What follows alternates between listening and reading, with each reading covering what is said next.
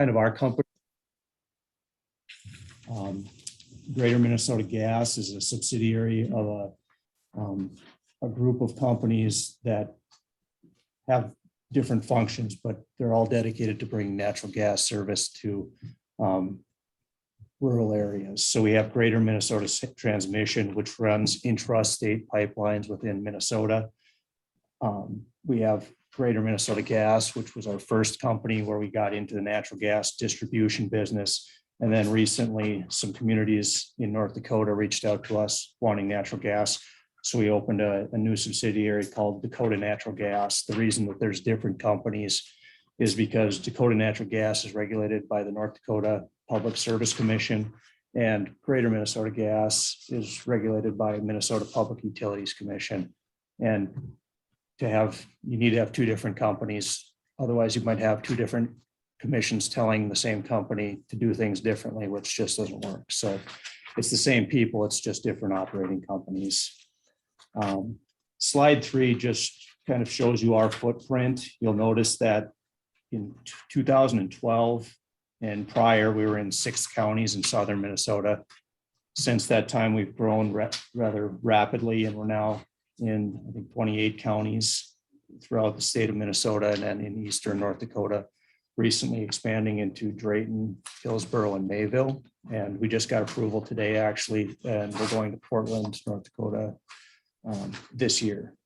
So what you'll notice in the map is where we are, but what you'll also notice is where we aren't. We don't specialize in serving large metropolitan areas. So there's a big hole in our service territory by the Twin Cities. We serve a lot of rural markets, a lot of smaller communities, and that's kind of where we've found our market.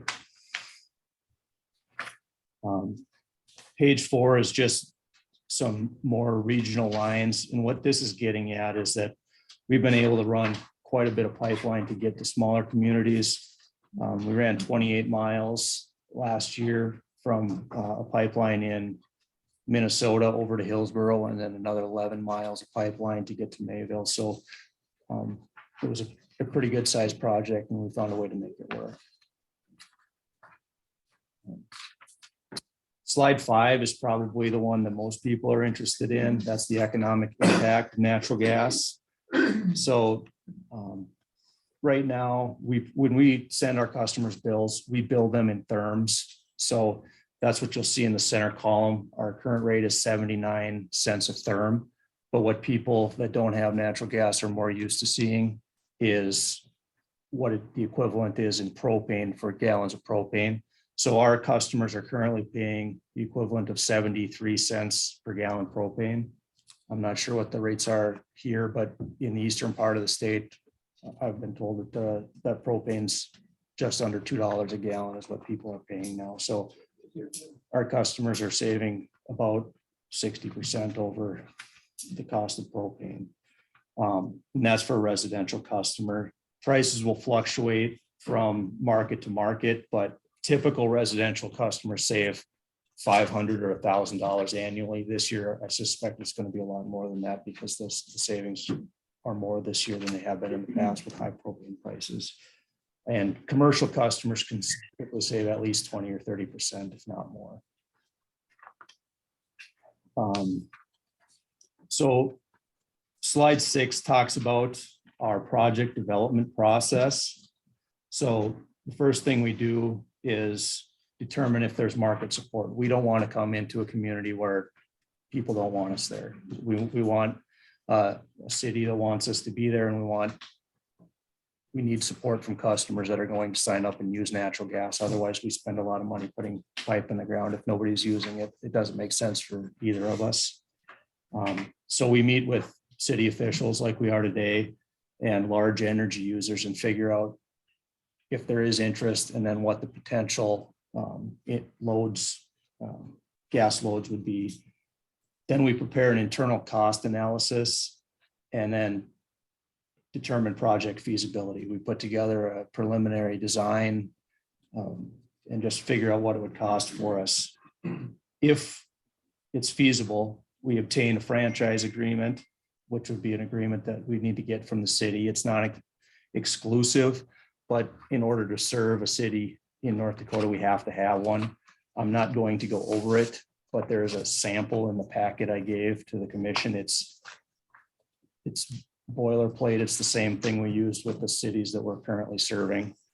And then the other thing we need to do is get large customer agreements. So what we typically do is for the largest users in the city, we ask them to make a commitment that if we bring natural gas to a community, that they'll convert to natural gas the first year and use it for at least 5 years. Because then we can take those agreements to our banks and say, these people are going to use gas, you should give us a loan to put this project in. If after 5 years, those large users decide, hey, natural gas, it's not for us, they can go back and use propane or electric or whatever they were using before. But we've never had anybody do that. But that's what we need to go to the bank to get funding for the project. Then we need to get permits and approvals, hold community meetings to sign people up and begin construction. So that's our normal project development process. Slide 7 is something that I took from a presentation from the state of North Dakota. And that is because this project, if Cando wanted natural gas, would not be a typical project because the pipeline that we would connect to has not been built yet. So there was a special session last fall in the state legislature where $150 million was approved for natural gas infrastructure. 140 million of that was to bring natural gas from Western North Dakota to Eastern North Dakota. And so there's grant funding available for pipeline companies that are willing to do that. Our company is not one of those companies that's going to build that Trans North Dakota pipeline, but we've reached out to some of them that plan to submit grant applications. WBI has said that we can say their name because we've met with them publicly. Their route that they've shown us, and it's preliminary, so it could change, but their route is within about 4 miles of Cando. So it would make sense that if that's the successful applicant for the grant, that, this is a place that could have access to natural gas if they want it. So this slide just shows the timeline for that, and it's a rather short timeline.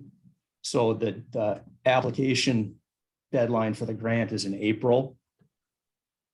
Then in May, the grant review committee is supposed to make a recommendation, and the State Industrial Commission considers the funding on May 24th. So that's when they would select the successful party. I've been told that there's at least 5 pipeline companies that are interested in the project. I don't know if all of them will submit grant applications, but I think WBI, who we've spoken with, has a good chance since they put a lot of work into it, and I know they're planning to submit an application. But we're willing to work with whatever company is successful to try to bring natural gas to central North Dakota. The other thing is no later than November 24th, the awardee must verify sufficient shipper commitments and final investment decisions prior to the contract. So what that means is that those pipeline companies are going to go out for what it's called an open season, and they're going to say, who wants gas? You need to sign up for it. And our company would have to make a commitment to take a certain amount of the capacity on that pipeline. So the way this works out is when we find out who the successful applicant is going to be, and maybe even before that, if your community is interested, I might ask you to submit a letter to the Industrial Commission supporting one of the pipelines that is routed near this area. And towards the beginning of May, I'll be asking, can we get a franchise agreement if you're interested in going to the large users and asking them to make commitments to use gas. So that's coming in May. For the short term, my ask would be is if you are interested, if I could get a list of the top 10 potential users, names and contact information, and then if you would reach out to them and just say, someone from Dakota Natural Gas is going to be contacting you regarding your energy usage, so they know that the call that they're going to receive is legit. And then we'll gather the information. We'll take it from there. We'll do the economic analysis and cost estimate and put together the project for them.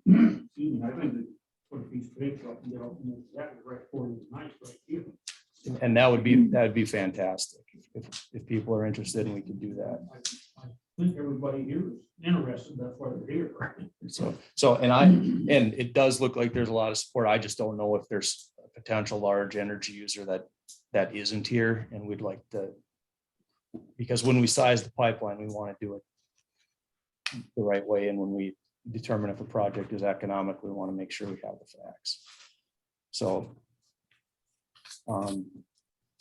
sheet 8, that's just some references where if you want to talk to somebody about our company and what we've done to their communities, you can call these people and they'll tell you about us. My personal contact information is on the last page. I also put a card in the folders, and if anybody here wants a card from me after the meeting, I brought some more so they can have my contact information. The one other thing that I put in the folder is our rate book. So this is the set of rules that we play by. This is approved by the North Dakota Public Service Commission. It talks about our rates. It talks about what it costs to install a service. All that is in here. I'm not going to go through that in detail, but the information is there for you. And then the one other sheet in your packet. This is just our historic rates for Dakota Natural Gas. So in the center, those are the rates per therm. On the far right, you'll see the current rates in dollars per gallon propane terms. So like I said, if you look all the way to the right, 73 cents for residential. We do have an interruptible rate for customers that have a backup source, and that's 54 cents equivalent for gallon propane. And then the other on the very far right is our equivalent to number 2 fuel oil, and that's currently at $1.10 for residential. So I didn't see a lot of fuel oil in the city, but I'm sure there's some around. I think I covered most of what I wanted to, but Greg, did you notice anything? Let's talk about the timeline for the new pipeline. Oh, sure. That's a good point. So we talked about the timeline for the grant funding. The new pipeline, so the strings attached as far as the grant funding is that the funds need to be spent by the end of 2026. When talking to WBI, they said that if everything went right, they thought that they could potentially install their pipeline in 2025. If things didn't go as smoothly, it'd be 2026. And a lot of the reason for that is permitting. And obviously, it doesn't necessarily have to be WBI, but whoever is a successful applicant is going to run into the same issue. So the biggest permitting hurdle is going to be that this project has to be approved by the by FERC, Federal Energy Regulatory Commission, and that's outside of the state of North Dakota. There's a lot of support for this pipeline within North Dakota. It's harder to get pipeline permits once you leave the state. We believe there's a good chance that they get it, but it doesn't mean it's going to be smooth sailing. So there's a chance that there's a hurdle there, but we're planning to be ready, assuming that it'll be approved. You say the pipeline's going to run across Highway 2? Is that where it's going to run across, or did you say something different? Well, it depends upon the successful applicant for the grant funding. So the one company that has shared their route, their planned route, which could change, is WBI. And there's roughly follows Highway 2, but they deviate and go north of Devil's Lake. So they're closer to Cando with their route. I have not seen the other companies' routes, or if they're planning to do something similar. They all have to bring natural gas from western North Dakota to eastern North Dakota, but I'm not sure the exact routes. Well, I'm in the House of Representatives and I helped pass $150 million. Sure. And we were under the impression that it was gonna follow Highway 2.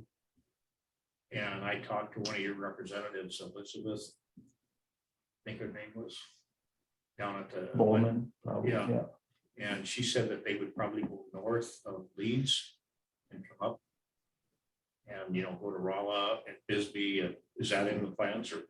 Well, we're looking at expanding off of that, but the transmission pipeline itself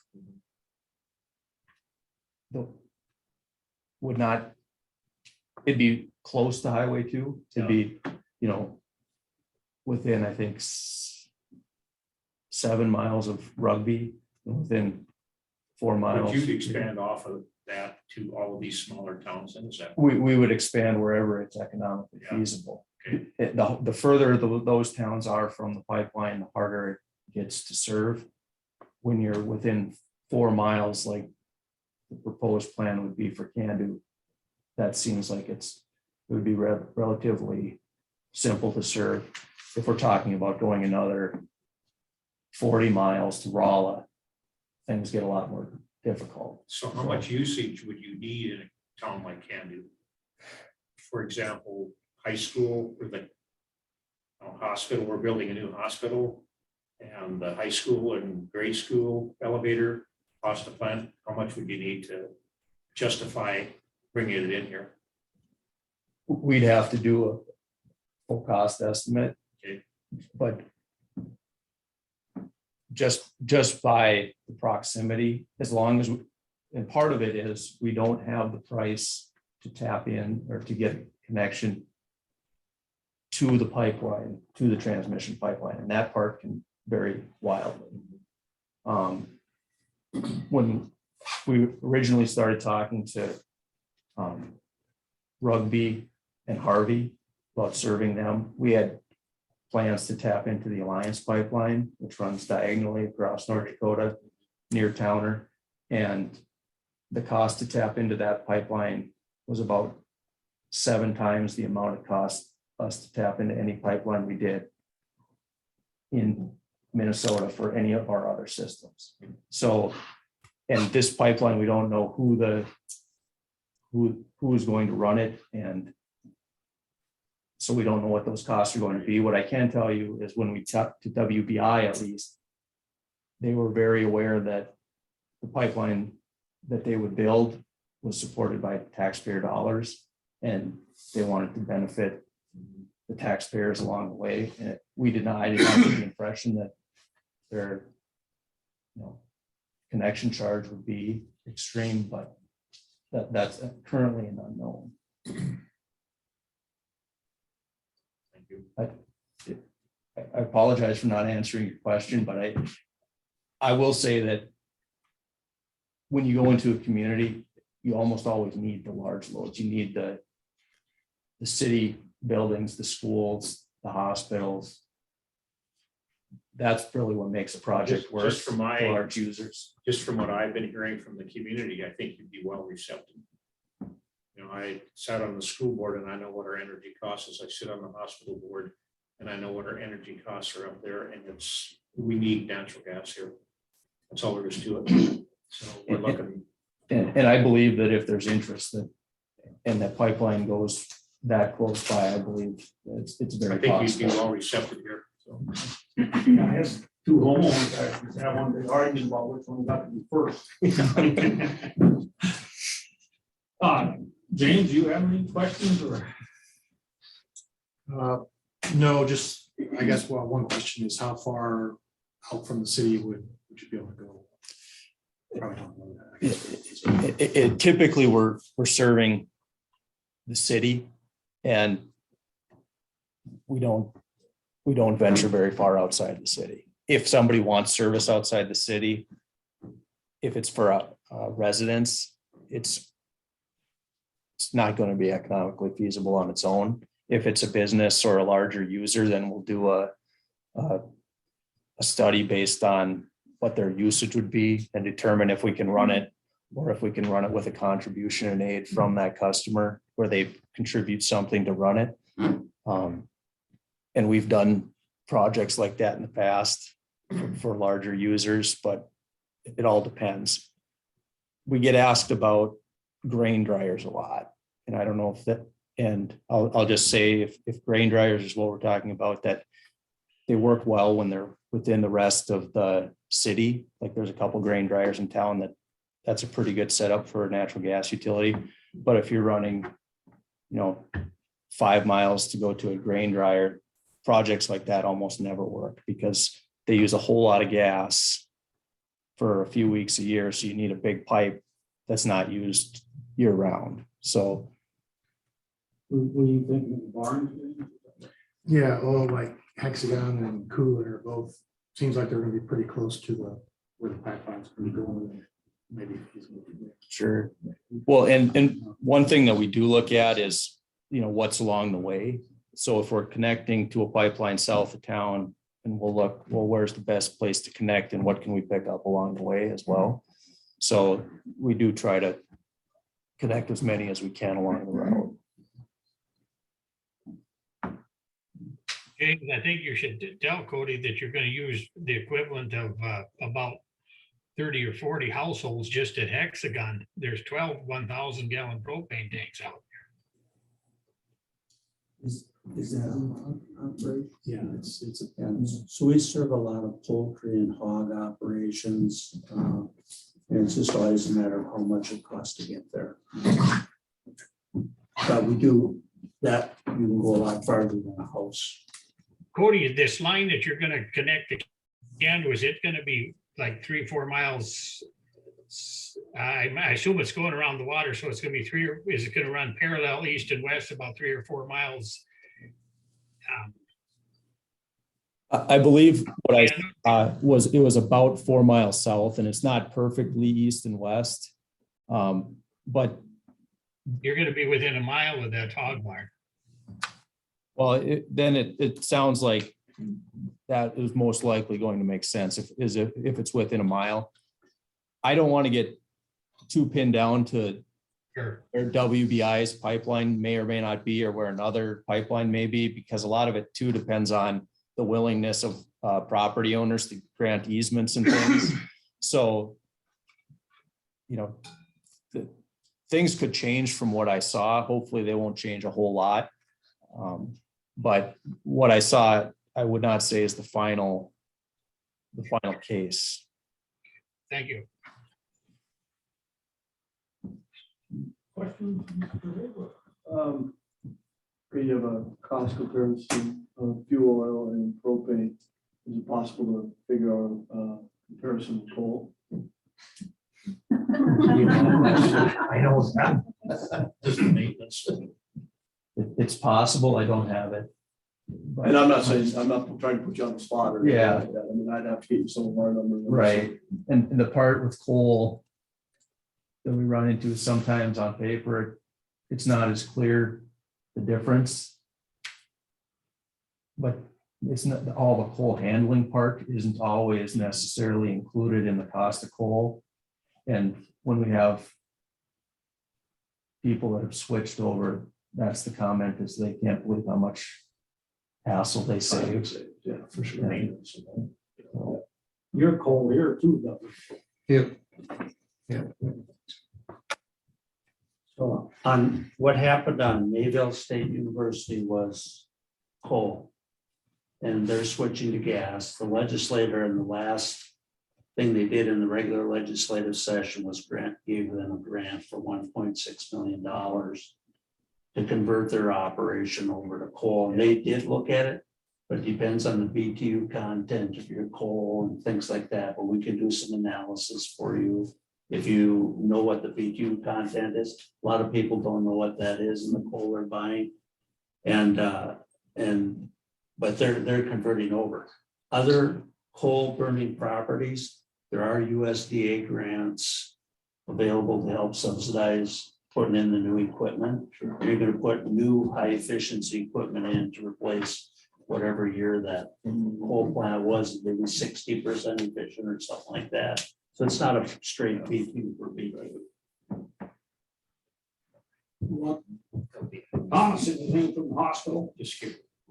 I guess I had a question on reliability. I mean, the Red River of Texas had issues here a year ago with every source of energy source.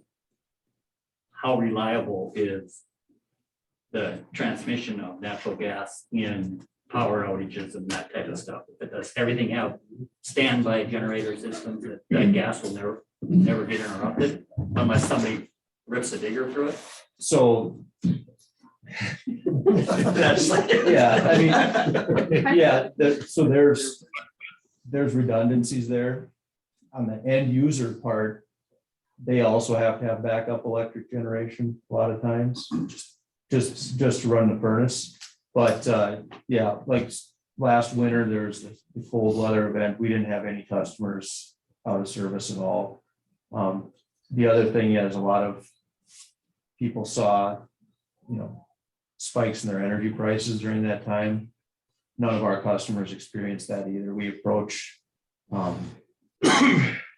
it as we want predictable pricing for our customers. We lock in our prices for most of our gas years in advance. When we go into new communities, if we tell people this is what our rates are and they hook up, our philosophy is if they can afford to pay that the year they hook up, and we have it locked in for multiple years at the same rate, they're going to be able to afford to pay that the following year and the year after. So we aren't trying to time the market. We may not get the lowest possible price, but people have predictable energy pricing. I guess my question was more towards the infrastructure side, I know nothing about the natural Yeah. gas. But, I mean, whoever builds the line or runs that line, the main line, they have backup pumps, backup power. If the transmission lines go down, their pumps continue to run. That's what I'm asking. Yeah, and we have not experienced any problems with that. I do know there's places in Texas that have problems, and I do know that they're now switching from electric backup to natural gas backup, but we haven't run into anything like that. For like a school setting, how much are we looking at for the cost to put it into a school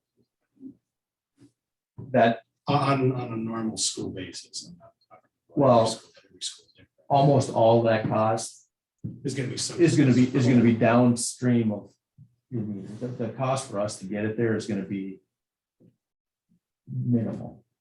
And what happens downstream depends on the exact equipment that you have in the school. So it's going to take talking to some HVAC contractors to see what it would take to convert. You guys just bring it to the city and then disperse it, but you don't hook it up. Correct. We bring it to the city. Everything up to the meter is ours, and then from there we ask people, or people have to talk to an HVAC contractor to take it from there. Yeah, Kevin, anything from the noodle plant, or Pardon me? do you have any questions as far as from the noodle plant part of it? Not a lot more of a timing, I guess, what it sounds like. It's, you want some commitments within a year, but it's gonna be a few years. Correct. And then just typically how we do projects, all of our projects, is that we time our installation. We do it in one construction season. We time our installation so that our mains are in the ground by the end of August. And then we're running services after that, because when we tell people we're coming to your community, plan on us being there, plan on converting appliances. We want them using natural gas that first heating season, because as soon as the pipe is in the ground, the bank expects us to pay them, and we need the revenue coming in. So, we watch the dates really closely. If we don't get our work done until December and everybody refills their propane tanks, then we lose a whole year of revenue. So that's huge for us, and we're very focused on keeping our promises when we tell people we're going to be there on a certain date. Who manages the pressure? We do. You manage the pressure. What's pressure is that? Most likely for this system, we'd probably run a 125-pound high-density plastic system. We could, if there's enough load, we might need a steel system. If you go above 125 pounds, we need to run steel. But I think. Does that vary or do you monitor? We monitor it, we keep it stable. And then a lot of times at the edge of the city, if we don't need that much pressure, we'll cut it down at the edge of the city so there's just as much pressure as we need. And then we also cut it at the individual meter set. So there'd be 2 PSI gas going into a residence. Some of the bigger industrial facilities might need a slightly higher delivery pressure, but 2 pounds is our. So you'd have to have a station, built somewhere. Right, we'd have a station right off of the transmission pipeline. Yeah. Because they're going to be significantly higher than whatever we would transport gas in. So, and at that station, that's where we'd have an odorizer there, so you put the smell in so people could tell if there was a leak, and we regulate the pressure.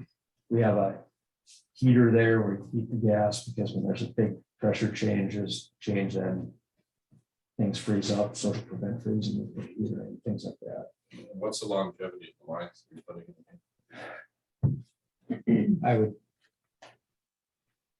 I would say 50+ years. It could be even longer than that.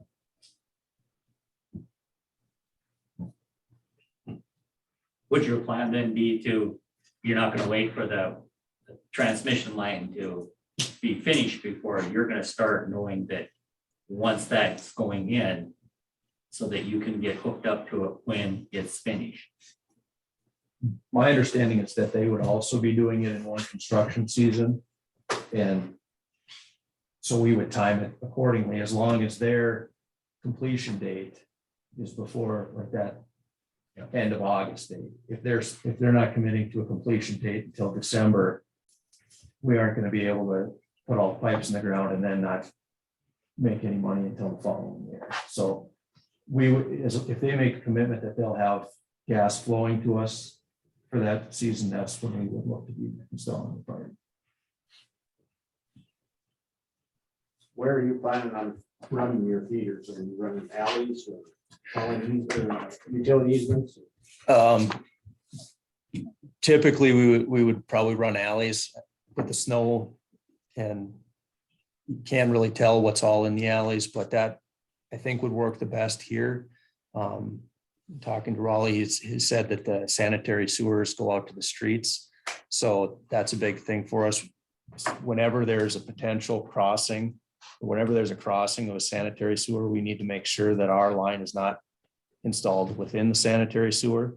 So we either need to spot it or put a camera in the sewer or do something to make sure it's not damaged. So if we can be on the complete other side, that's usually the easiest for us and the least expensive.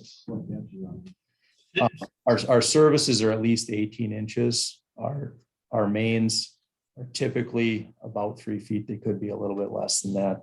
And within the city, a lot of that is directionally drilled installation. When we're out in more rural areas, we typically plow most of it in. So you won't be tearing up yards then, really? The services would generally be directionally drilled, but every time there's a service, there needs to be a connection at the main. So wherever the main is, there would be a hole, and then up by the house where the meter is installed, there would also be a hole. So there'd be at least, 2 locations that would be disturbed. Cody, this is Jim Givens again. I have one more question that Kevin Tyndall should have asked you about at the pasta plant. Is there a need? You talked about outside heaters. Is there a need for a vaporizer on that stuff? Because that pasta plant uses a high volume of vapor. No. Okay. No, so the gas that we deliver, it is in gas form. There are some times where we add a heater on our side to a regulator station so that the regulators don't freeze up. And if that's needed, that's something that we'll add. That's not something that the pasta plant would have to worry about or any of the customers. All right, thank you. To go back, I want to be complete with your question. So if there's another utility that we have to cross, we'd also have to dig a hole to spot that as well. So I just want to be clear. I mean, could use a vac, could be hand digging, depending on how deep it is. I mean, it's usually pretty minimal, but if somebody's got a lawn that looks like a golf course and they think there's going to be no holes and all of a sudden there's a hole, it's a big deal. So I want to be clear about that. Reed, Aaron, you guys got any questions about your shops or anything? Ryder? Sarah? No. How about the county? For the county, I can't think of any. I'm just curious, like for residential, if somebody doesn't sign up to it when you initially put it through, but say 3-4 years down the road, they want to get hooked up, are they still able to? Yes, and actually that's how we prefer it. If somebody doesn't want to use natural gas the first year, we don't want them to sign up. Because as soon as we install that, so like it's in our rate book. So if people sign up before July for installation before July, they pay $75. And it costs us a lot more than $75 to put it in, but that's what we charge. If they're after July, charge $175. And unless you have a really long service or something unusual, that's the cost. But once that's in, we start paying property tax on it. We start paying somebody to do leak surveys. And so we don't want people to put them in and not use. We'll be there. When we come into a community, we plan to be there for forever. And, you know, to get something changed in our rate book, we'd have to go to North Dakota Public Service Commission. We're not going to be changing the prices drastically. People should just wait until they're ready to use.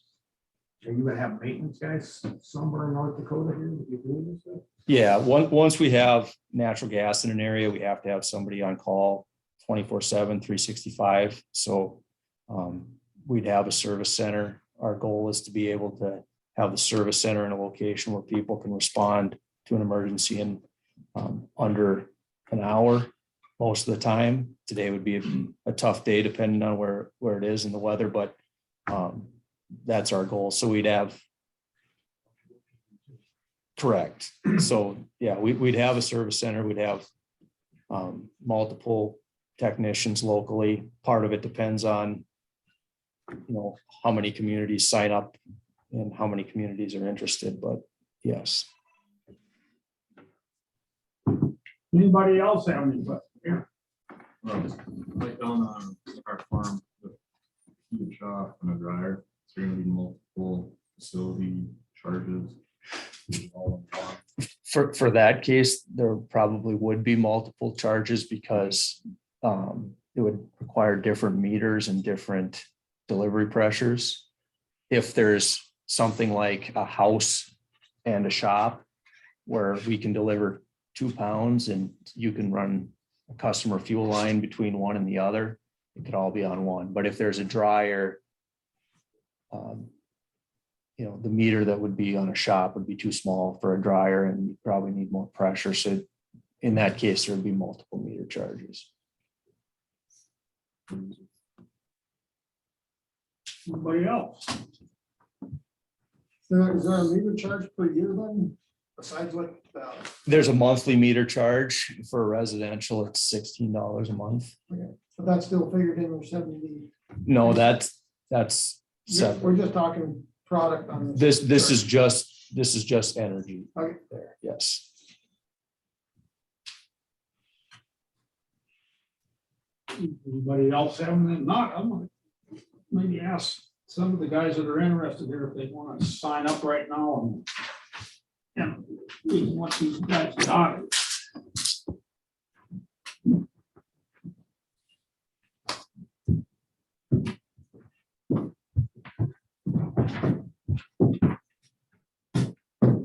Sign up.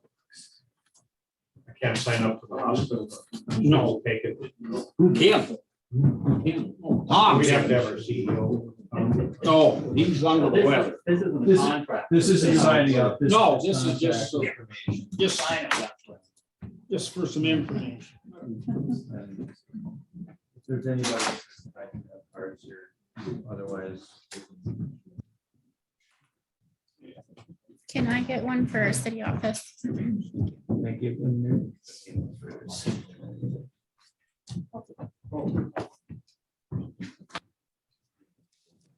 Amanda, can you turn the camera around so I can see Tyndall and James Clay, please? I think you, James, I think we should sign the cards up as interested. So, and I don't know what Kevin wants to do, but I think we're definitely interested in looking into it. So if you can sign up as a person of interest. And Doug, do you think that you're gonna change the house to natural gas? Poke him behind you. Doug, do you think you're gonna do do you think you're gonna do the He's asking if you're gonna convert your house maybe. That might take a little bit. Got electric heat, got that ceiling electric heat in there. So okay, no ducts, no nothing. you're not running the coal furnace anymore? We're running coal here, yeah. That's what I wondered. Yeah. Yeah. We got a lot of issues going on. Who knows what we're gonna do? See when we build the new hospital. Build it. Yeah. Amanda, you should sign that, put your name on it. City, still. That would be. Are we done? Yeah, we're not talking about this now. Do you know what the comparable rate of electricity should be? These last time we got it was like 2.5 cents. There's a lot of support. It was just. You gotta pay it like the bills for a lot. Like, his John. Well,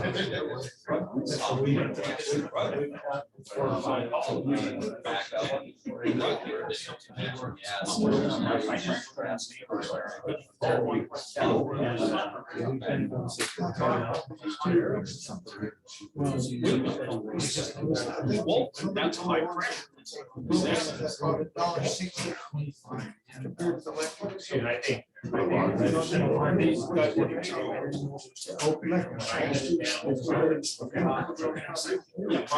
how many.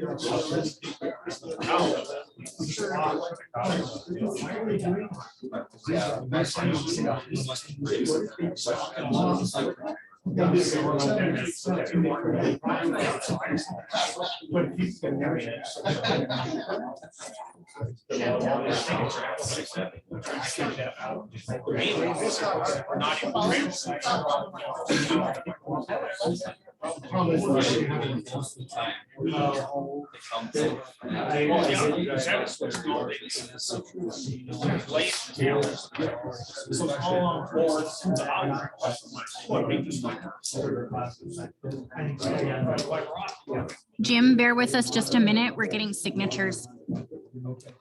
Okay.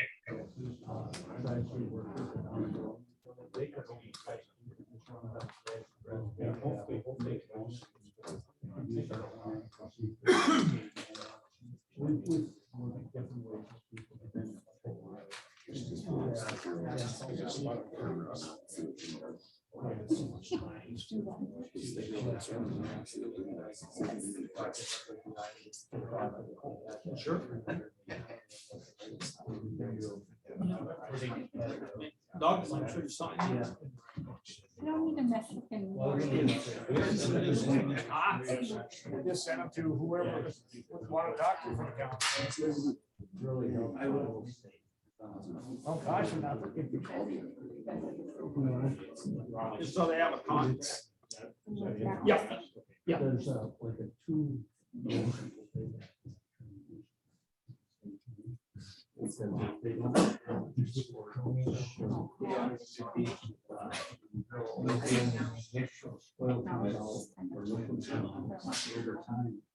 You just put Towner County down if you want it. So if they want to. Notice the- So. Yeah. If they can. Yeah, they do. Pipeline. Yeah. They're not here. No, she's. We got a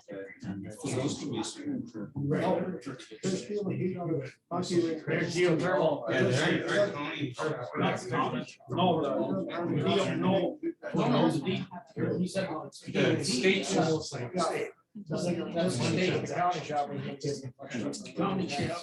See, here we go. Memorial buildings.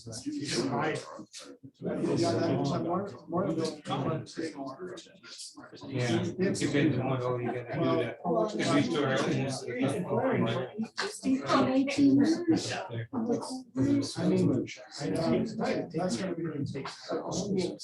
stuff out there. Yeah. But if there's money out there. Yeah. I do understand. Things take a while.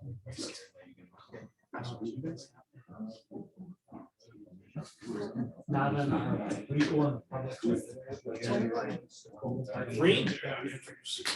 Last one. Want to sign up there?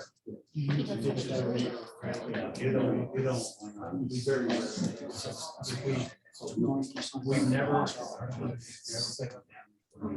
Most of the stuff we have. Well, you.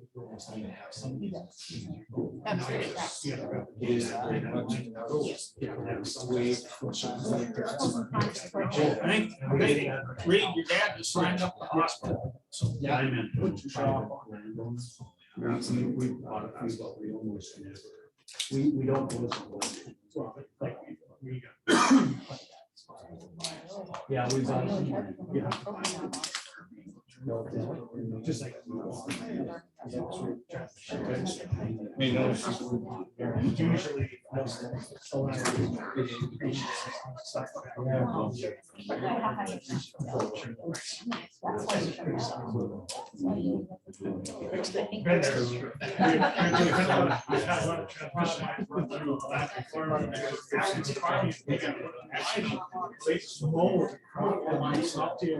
Would you want to mold the rest of my?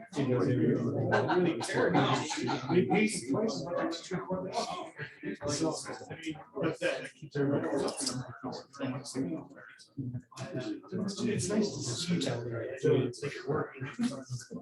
Thank you. Yeah. Thank you.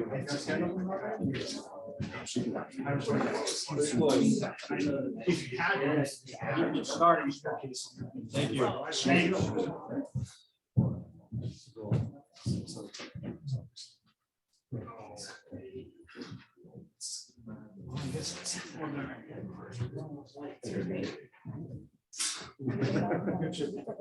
Thanks. Thanks for coming. Thanks, guys. Any more visitors? Andy, you got anything going? No. Not, we can move on to old business. We got the hockey arena.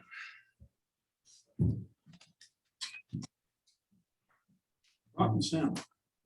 Front and center. Front and center.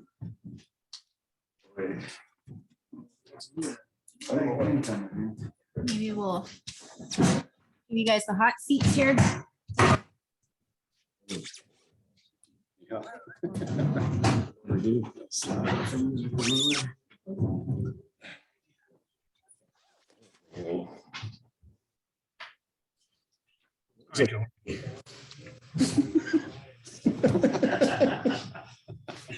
want one of these? I don't know if you want one. Even more handsome than I remembered you.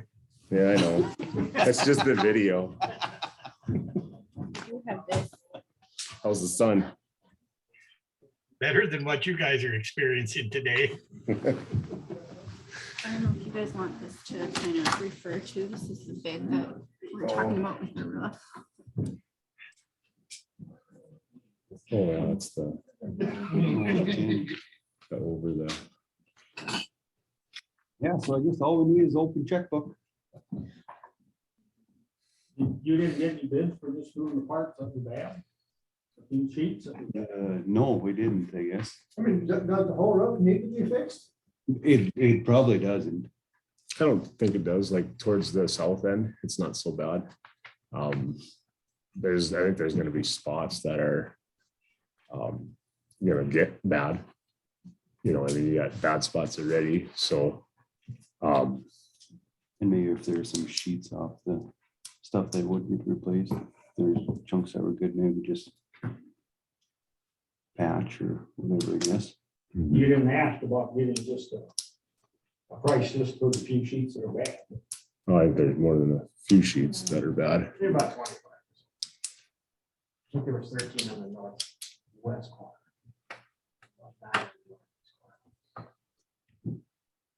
There's a couple of other on the west side there, that's the service. There's a few down over towards the entryway door, right to where the bleachers are at. And we had hockey on Sunday in there and it was dripping right in Yeah. front of the bleachers, like right in front of my face. So I think there's more spots than just the north end. Was that coming from the outside or just condensation inside? I think it's coming from the outside because it was warmer outside than it was inside. And it wasn't dripping anywhere else except for that one line right there. You go in there right now, you can walk and see where it drips because and I think there's a couple spots where I was walking up there where it is pretty thin. And yeah, I mean, if you replace the sheets that are bad, I wasn't there when they came and measured or looked at it when they did this estimate, so I can't really say what was done, so. And there was snow on the roof. For a lot of it, I guess. It got kind of towards the end of the year. It's something that maybe in the spring should be looked at and get up on the roof and. Tony, how big is that roof? What's the square footage on that? Is it like, It's down on my forehead. what's that? I should write it down on my forehead. I think it's 310 feet, 100 by 230. 230. 200, Yeah. 230 feet. Okay. 100. Yeah, I think it's 50 feet on each side. Yeah, because the ring, yeah. And I don't know what they do on this stuff for ridge cap. Where you would begin and end that, I guess, because this is a over the top. Over the top of the existing ribs, so they weren't taking anything off. So what was the width of that again? 100? Or what was the width of it? You said it's 230 long. What was the width? 100 feet. I didn't hear you. 100 feet. 100, yeah, okay.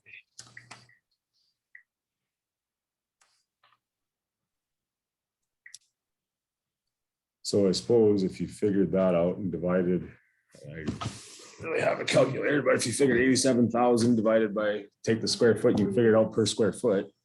If you say 13 sheets, so three feet each sheet, 30. 13 and 9, I think you said, we're using the 25 sheets probably. And you can figure out the square footage. Yeah. And if you're only doing a couple sheets, it's not like, you know, I don't think your labor's gonna be as much. Yeah, so 380 a square foot. 380 a square foot, and if you had, what, 100 by 25 sheets, 25 times 3, 75 times 100. Plan on doing that grant or? Yeah, we did fill out the paperwork for the grant, or Val was. So 75 times 7,500. Tony, that is way cheaper than that rubber bladder I just put on that apartment house. You know, that's $7-8 a square foot. Yeah, that stuff's expensive. So like 20, it's like 28,000 for, that's what I were to figure it out per square foot off of his estimate. Be about 28,000. This is what it looks like anyway, but I can't say that for sure. It's not really my, yeah, Would the, yeah. that grant that you're applying for, would the roof be eligible for that? And that almost, I don't know, I think we're gonna try it that way, but It almost seemed like that was a different side of it. It was more towards pool and park stuff. Amanda, did you ever do enough research to determine who actually owns the building there? Is it the city or the park board or The city owns it. There is no contest. say that again? The city owns it. Okay. Well, we need to know that. Looks like back in 81, City of Cando applied for a grant to finish the locker rooms and all that building in there. I think in order for that to happen, it had to get turned over. The So, hockey boosters to, for the youth organization, whatever you want to call it, hockey boosters to the city. Oh, This happened in 81. so even if we were to apply for a grant for the roof, the city would probably have to apply for the grant. We wouldn't be able It to do that depends as on your grant. part- The one that you guys have, that's specifically Parks and Recs, we Park- cannot park apply for board, that. yeah. So can we So, use that on a building that we don't own? That's my question. right. I did ask about that. I I clarified. That's exactly what I knew that was gonna happen. Taking care of it now. I can have that deed done tomorrow. On the state side, when I inquired with Parks and Recs, they said that wouldn't be an issue. If the city owns it and you guys applied for that grant, it would just be if you want to utilize the grant for a building that you do not own. Right. Spending money that we do have. And that grant has multiple different uses that would fit your needs as well. And I don't know if that grant is going to be like every year, every 5 years. I don't really know. Sure. Is that? No, at the last meeting, that wasn't there. So, Yeah, okay. yep. Might be right, get some money for your cement. For your deck. Yeah, at the pool, yeah. Mhm. Right, we have to figure out where. And it's a 50. Half the money. Yeah, It was it's 50-50 50-50 match. match. Yeah.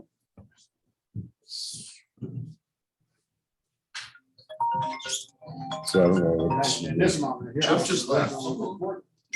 No, the 87, The the 87. problem is we're dealing with taxpayers' money here and we've got to specify where that's going. And we're just breaking even now as a city, and if we start going up and above that, we're gonna have to start raising taxes, or you tell us where to start cutting the city to save this money. I mean, that's the problem.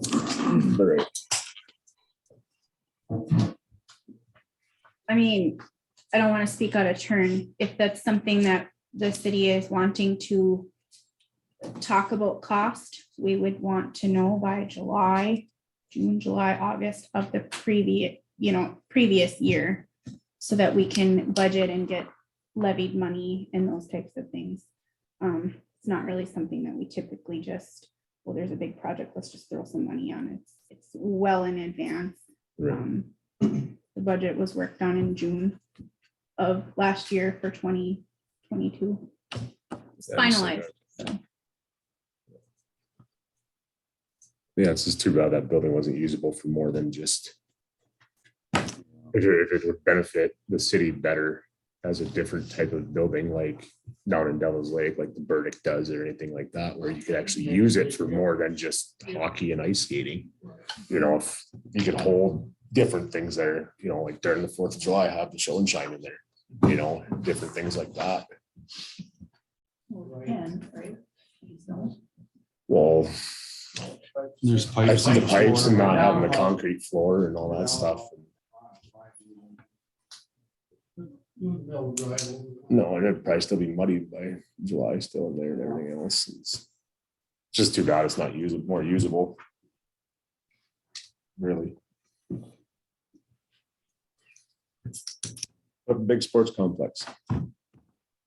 When was the deadline on this grant? The 31st, wasn't This month? it? Yeah, yeah, and I think, Anyway. and I think she was gonna try and submit it early enough that if there was something messed up, we can still change it before deadlines.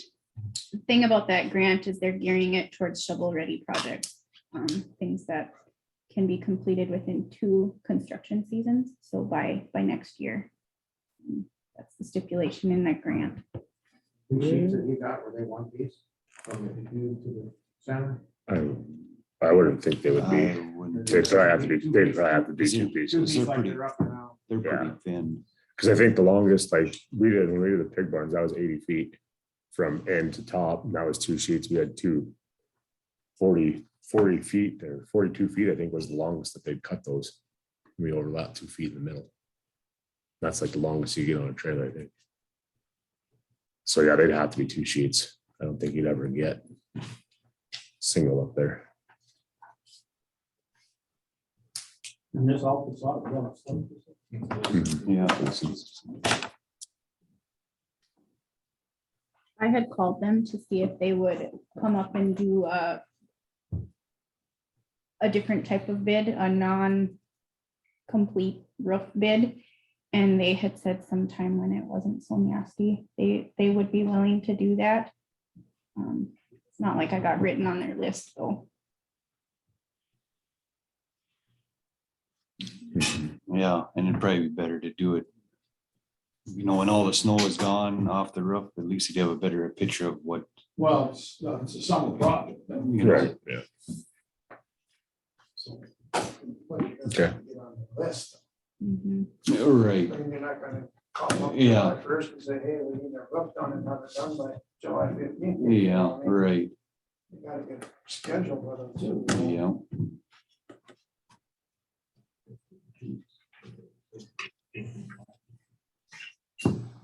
Do we know when is that grant due, or when will we know if you guys receive that grant? And the deadline was the 31st of January, yeah. You don't know if you get it. Right, and I don't know when the, Everything related to COVID, you cannot say that you're gonna hear back within. Why don't you talk to them and see if they come up fairly quick if they could on a nice day and kind of get an idea what, say, 1 sheets or whatever long, whatever we needed up there would run. Mhm. sure, See what we can do here. Maybe we gotta split this out over 4 years, we start at one end and just keep going with it or something, yeah, do a quarter a year or something. yeah, Yeah, I think you don't want to do the northeast North, and yeah. northwest, Yeah, and then, well, that's what I mean, Just work. start there, showing them both sides, just keep, you just start working south. Once you just talking about that and see what they can do. right, and like a quarter of the roof or something like that is what you're thinking? Well, what was that bid again? it's 87, so if you did a quarter, that'd be 20. 20 a year, 20. And but that's gonna go up too, I mean. Yeah, right. Price of steel, so. Yeah, Yeah, Maybe there's a grant in between or something. And then you get the grant, we do a little more. Yeah. So why don't we, let's pursue it that way, see.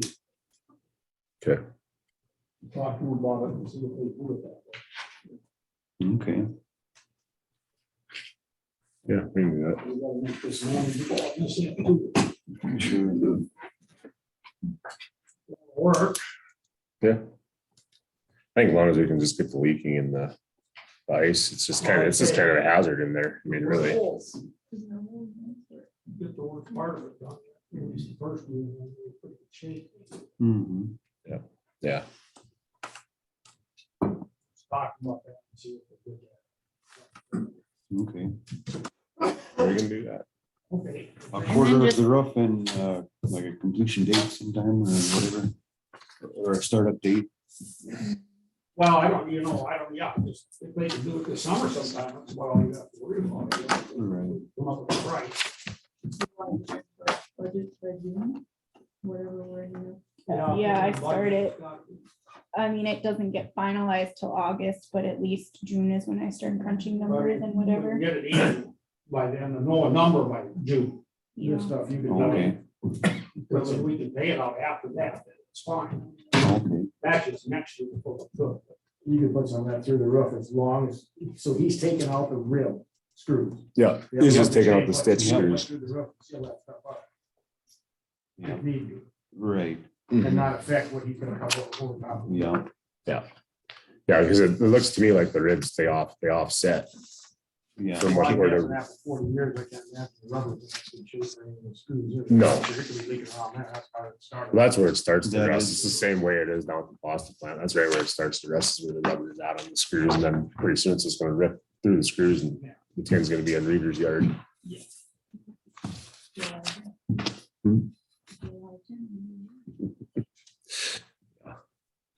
And then if they have, if they're able to get some sort of segmented bid, just either bring it to me or have them just send it to me directly.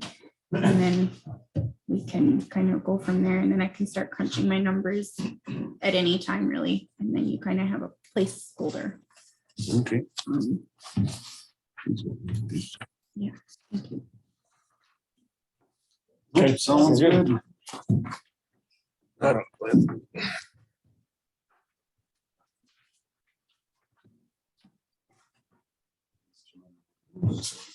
Speaking for the fire.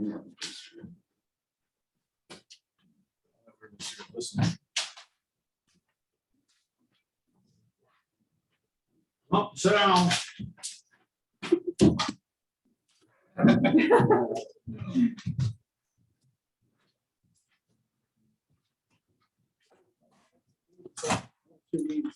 $2 just like they want, right? Naturally. Well, they want more than us. It's all for you, though.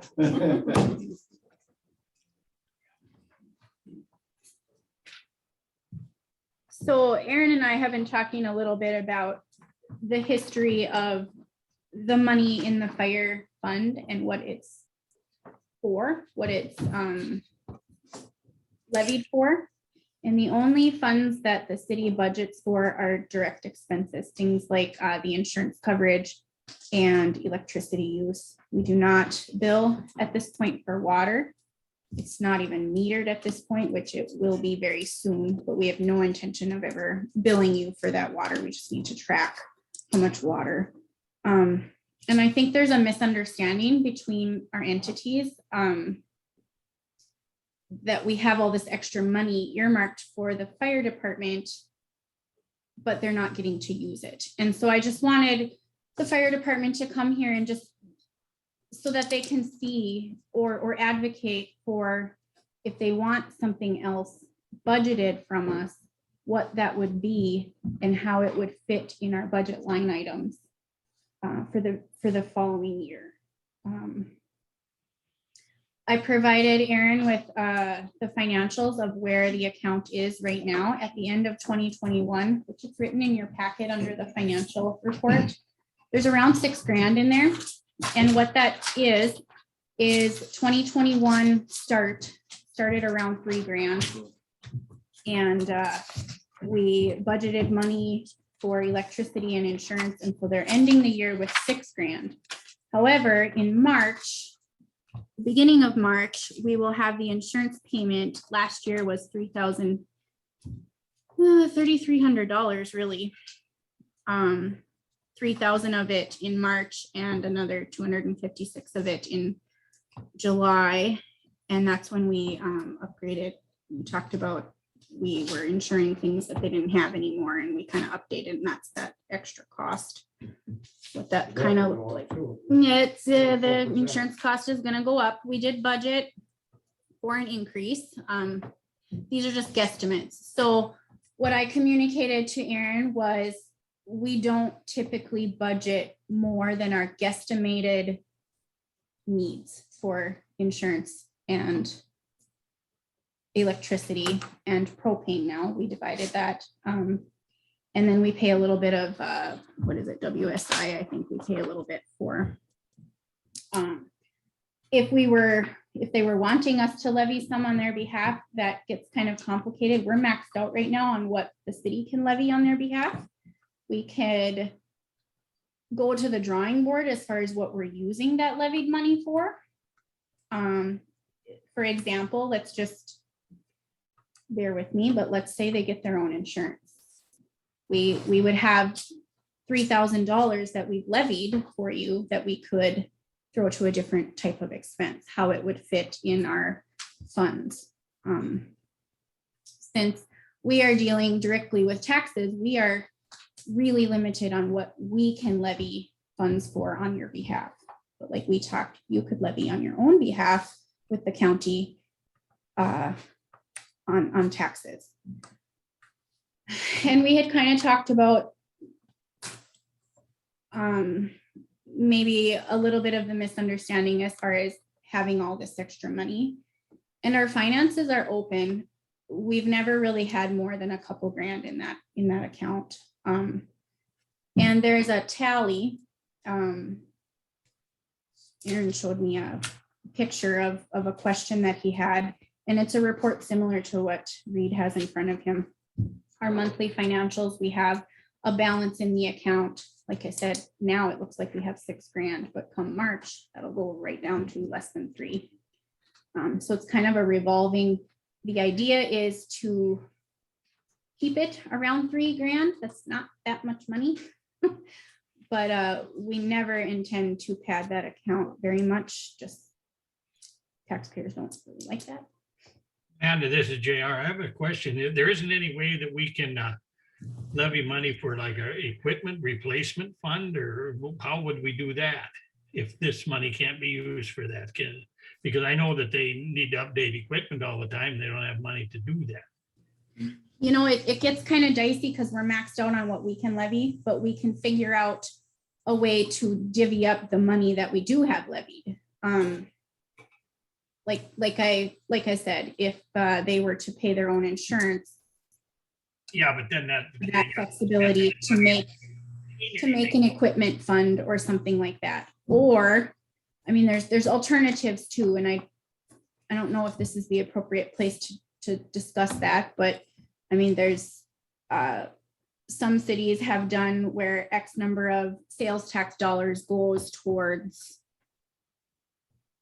emergency services or whatever. You know, we don't have anything like that in place right now. And I don't really know how that would go, if we'd have to take it to a vote or if it would be just with ordinance changes. I'm not really sure, but we don't have anything in place at this point to have anything like that. Doesn't mean we can never. Just would take. And I have one more question. What about when you say we're maxed out on the levy, you mean we can't levy more money for fire protection? Without going to a vote, that's right. Okay. There is state century code laws that govern how much we can levy to each fund. Okay. Do you guys get any from the county now, or is it just the rural? Rural Protection District gives us the numbers on my phone, but That doesn't matter. I think they're full of that. Yep. Once Bob Michelson got on, he No, it doesn't matter. he began to get everything maxed out, and it's by far been our best stream of revenue to update stuff.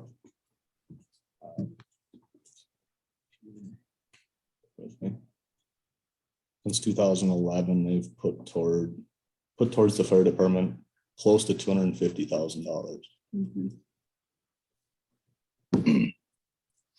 And obviously their income revenue is a lot broader, but And that would be from county property taxes and things like that. Yep. But it's our understanding that they're noticing that they're putting all the money towards us. We're not 1990, 1991 was our last pumper truck that the city helped pay for. Mhm.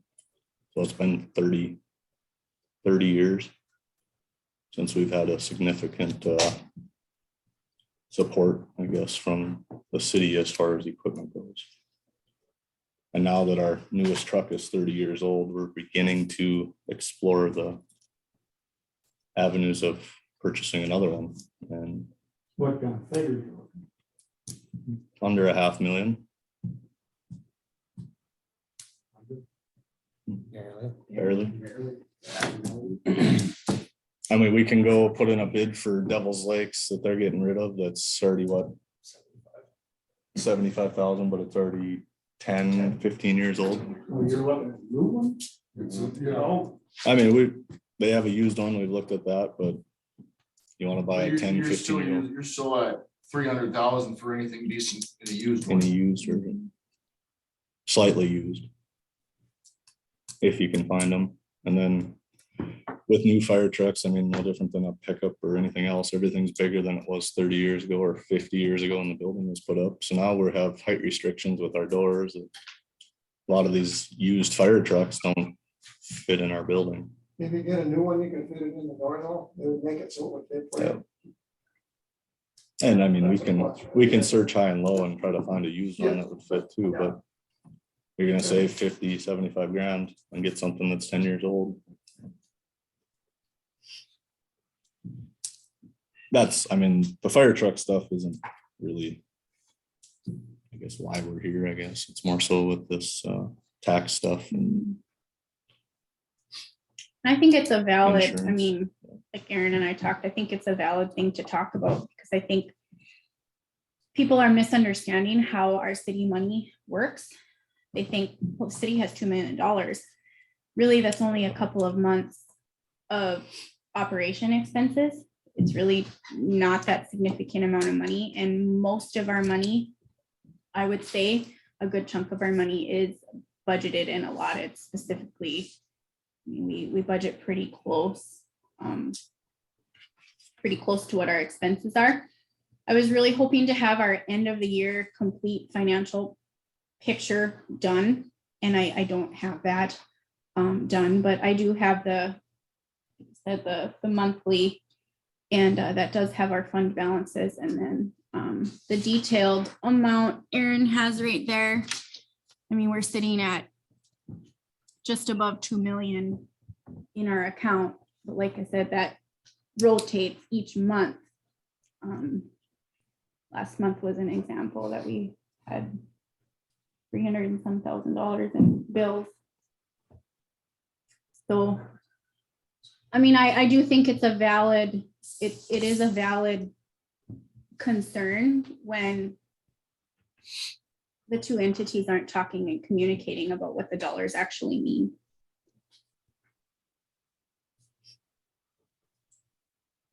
I think for us, it just comes down to 30 years of, there's gotta be something there, you know, we feel there should be something there. 30 years since the last big purchase. And there's not, what'd you say, $6,000? Yeah. Which is, how much money you guys got on hand? We're probably sitting with 100, 120, like that, in all of our savings. Like I said, I mean, the rural department is giving us a lot of money. Yeah, it was. How much money did you say they had? Yeah, Right. When was that set up? Way back. Ever since I've been a kid, it's been that way. The world always been trucks. I don't know why. I can remember my dad talking about it. trucks more so, I think, along the lines of being needed in the rural setting. I don't know. You know. All I know is they walked the troop fire trucks at the time. So. Because I mean, a pumper truck is more of a house fire, business fire type of thing. We're not gonna take it out on a grass fire. So they're definitely having questions about buying a $400,000 truck on their own. And it's not that we need $400,000 for a truck today. You know, you can take a loan out on a truck. And I think between the rule and this and what we have in our funds, we can get a healthy down payment on something. Is there any grants or something like that? Did you know? Yeah. What was that last one? Just the one that, Or the FEMA one? FEMA grant. I think the paperwork's about that thick, fill out for it. Yeah. I've looked into it, but I haven't. It's like way, or probably above my head of what I can do with it. Need a professional grant writer. Yeah. Need a grant. I mean, and that's what I thought maybe we could offer up. I don't know how much all of that would cost, but the city has a network of people that assist with those types of things. But I'm not really sure how that works when we're not the one initiating the grants. I mean, we'd have to dig. We would have a network of people that could assist you. Do you remember just the name? What did they call the grant? That one was just it was a FEMA grant, I think. Oh, I haven't seen anything. There's the only other one that they do is the North Dakota Forest Service. And that one they match like 20 grand, I think they match it. And I applied for that 1 year and got denied. And I applied for it the last 4 and I've gotten it 3 out of 4, but it's been like between $5,000 and $8,000. So it's like the smaller amounts they tend to give you. We got denied this year, but it seems, I was just told you, it's a little bit more successful to get the smaller purchases of things that we've probably received $20,000 in that with that grant alone. I mean, could that be something that we could offer up? Let let me make a couple phone calls. I call 82S. They've got grant right. Let me do some questioning on that. we have our city engineer as well. Yeah, I'll try that too. Because there's a lot of different, Maybe I'll put- yep, what's his face? Barry with Apex, he specializes in, I mean, and if that's something that the city would be interested in paying for the engineers and the grant writers, that could be something that maybe we could put forth. It's not gonna be me, I'm not a grant writer, that's for sure, but Yeah, if we're gonna, we're probably gonna have to go to people with this, to go something that big. I mean, I don't know how else we're gonna do this. Like, we're maxed out, I mean, what we Yeah. can do, so. Like I said, I'm not, you're saying we're doing it today and it's, No, we need the money today, But but it's in the wish list. it's something that's been Probably needs. 25 years in the making. Needs to be done. What do other communities our size do? Get by, same way. Honestly, it's the same thing. Oh, same problem. Leeds is the same way. They don't get any money from the city. There's not the money. I understand that. but that's what the feedback I've been given to is it's different if the communities, if the city employs a fire chief or something, you have more leverage with your money that you're levying. But with them being their own entity, most cities aren't. Can the doors be made taller in this one? I've never looked. I think we can get a what foot, Yeah. which still is Oh, gonna, that ain't much. it's not gonna gain us a It's not lot. enough. So they're 10-foot doors and everything you look at for a new truck, just stock new truck, you're looking like, it's like 12.2. I mean, so it's over what we can Yeah, get. my new license. Unless you're- Right. Unless you're modifying rafters, I guess, for the building. I mean, we have the height inside the building. Yeah, once you're in. Right. What's the Legion at? The Legion, I mean, yeah, that's the Park River Fire Gaming and the Legion Gaming has definitely helped us immensely as well. I mean, There's $3,000 in the account when I started about 8-9 years ago. When I got on the fire department, that's how much money we had. Like, Oh, we couldn't spend anything. We're over $120,000 right now. So we're going the right direction, coming. but, And we've been spending. But that's, and we've been spending. yeah. Right, and that's- And we but still have. I mean, that's we not spend money you can guarantee. crazy you know, amount That's of money. gambling money, so that could dry up. Well, when you see some of the numbers I hear, it's almost guaranteed. Yeah, it blows our mind every quarter when we get our Yeah. check. So, it's crazy. Like right now, just so you guys know, like we have 3 pumpers technically for our ISO rating on the city. One of them is the 1972 Ford that sits under the Audi. Like it takes us a day to get it running once a year. So we act in the bus barn. Just It's like, like 50, I think. is it 50? Oh, 50. yeah, because the other one is like a 78. The other one that we use is a 78. It's like a So 52 or it's like a 54. 52. There's one that we consider running and usable. So it's something that needs to be in the works.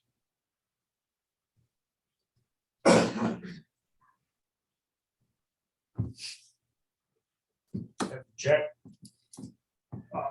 Like if you were gonna borrow, so let's say it's 400 or 500,000, say you're gonna borrow half that, what can you get in interest and how many years can you put that over or anything like that? Haven't got into the loan Okay. stuff yet. Where would you do that? They got special. Probably just, the way Bob talked and he brought it up was just local. They've done a lot of their loans. They've right done a here. lot of their loans locally here with Provera, so.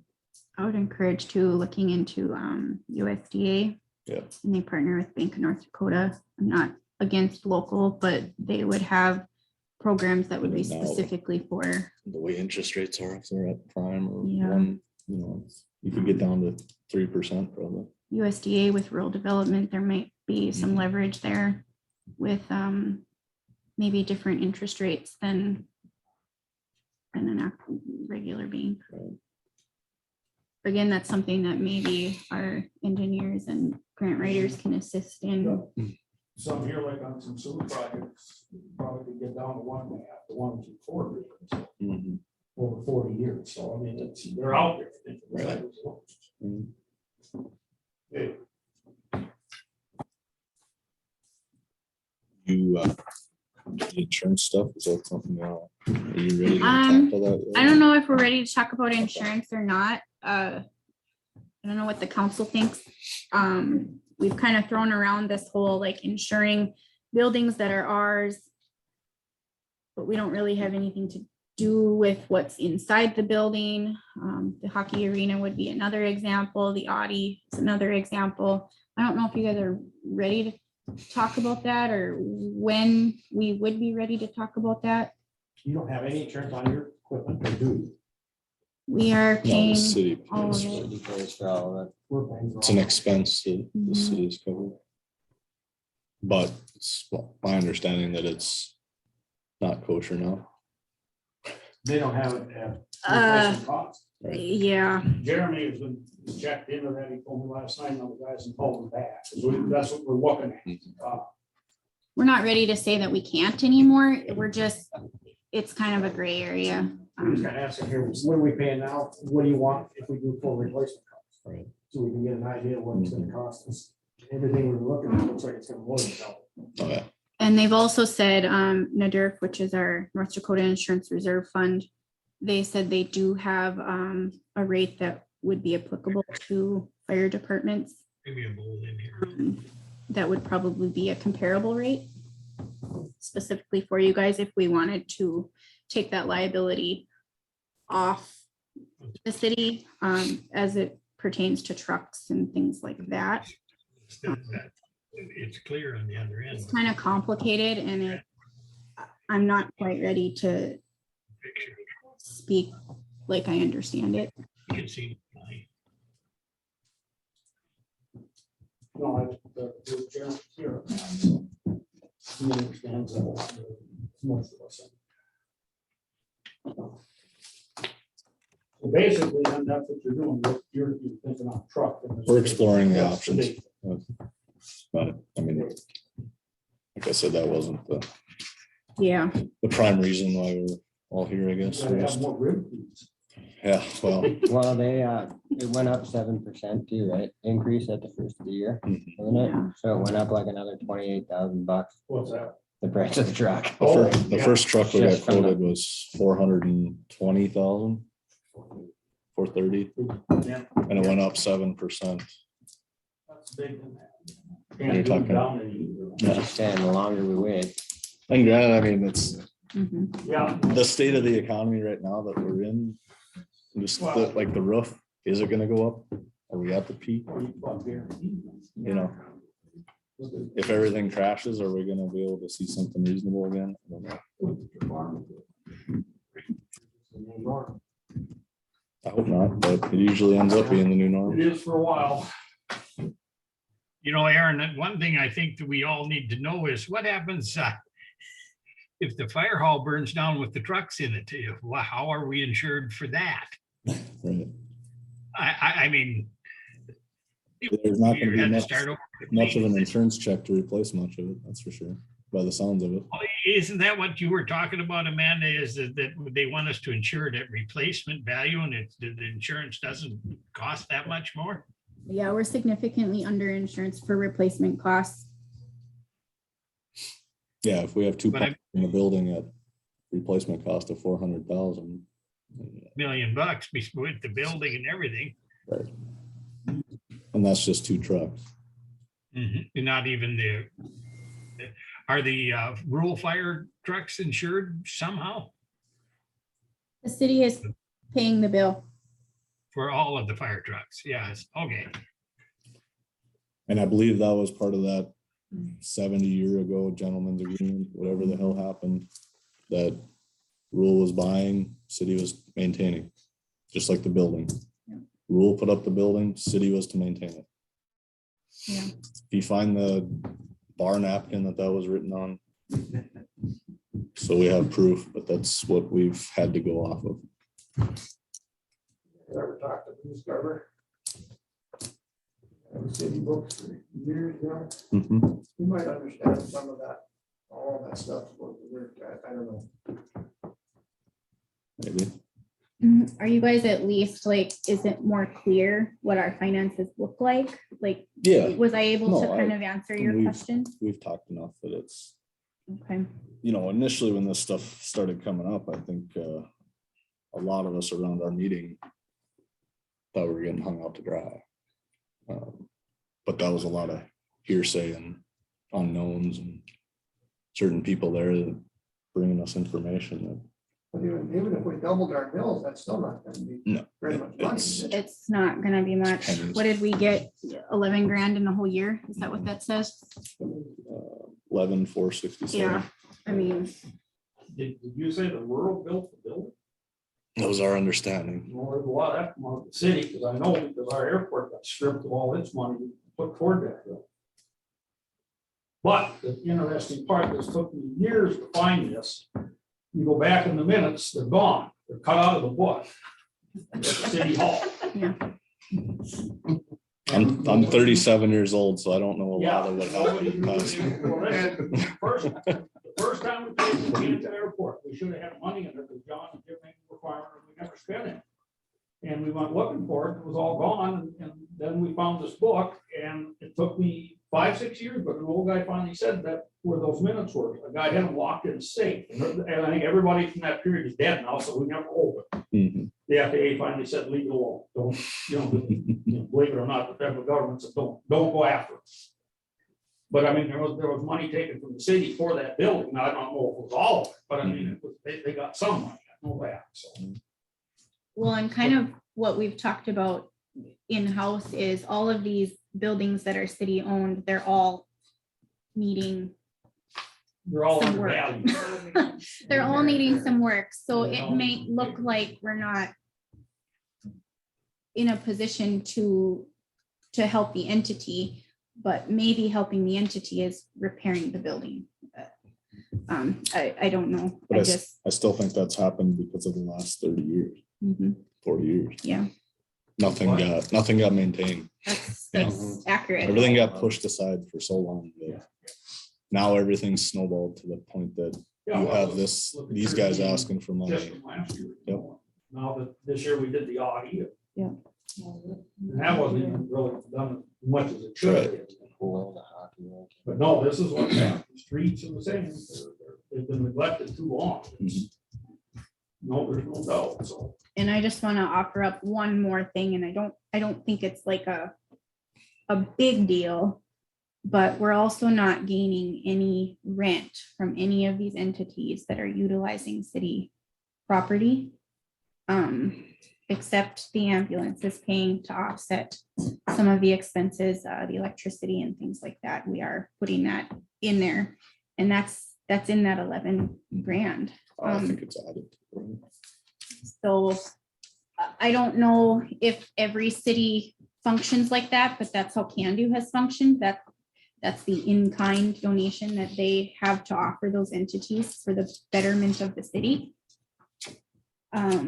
If you were to put a dollar amount on that, I don't know how you would do that, but I mean, it's not nothing either, I guess is what I'm trying to say. Yes, what's your phone number? 740-2903. The ambulance rent, I think, gets offset with community development. They do Yeah, apply. apply for that. And This that's to cover their rent. this past year, they did not use that for their rent. They used the community development dollars for other things. No, because we gave them 25 last year. Yeah, last year. Yeah. But I mean, they had applied again and Yeah, I know what we gave it to them for. yeah, their intention is they are mixed on if they should be utilizing the grant program for rent. They're not fully sure that that's what the grant should be for. But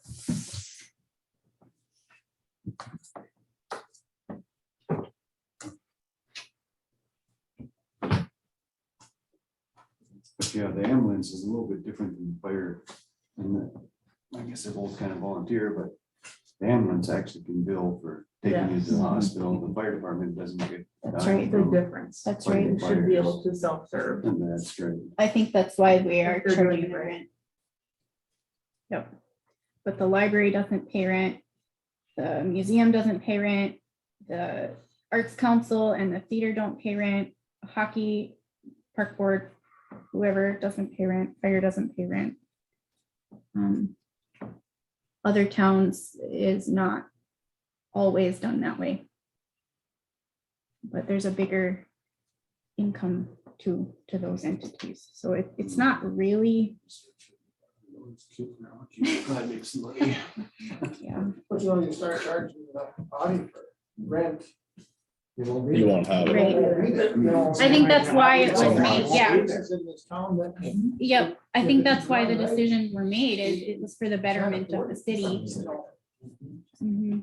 That's the thing. You start charging rent in the library. That's Library right. couldn't survive. Golf as well, doesn't pay rent, So I mean, it's an ongoing. it is.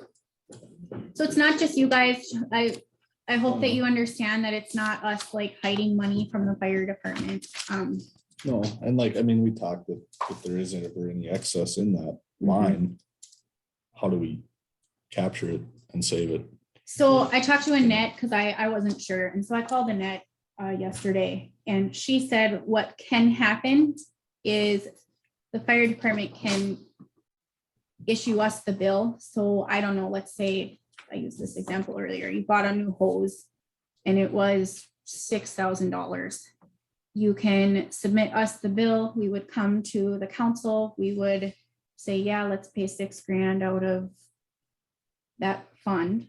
If there's $6,000, whatever the overage is, and we can pay a bill that way. We cannot issue the fire department a check.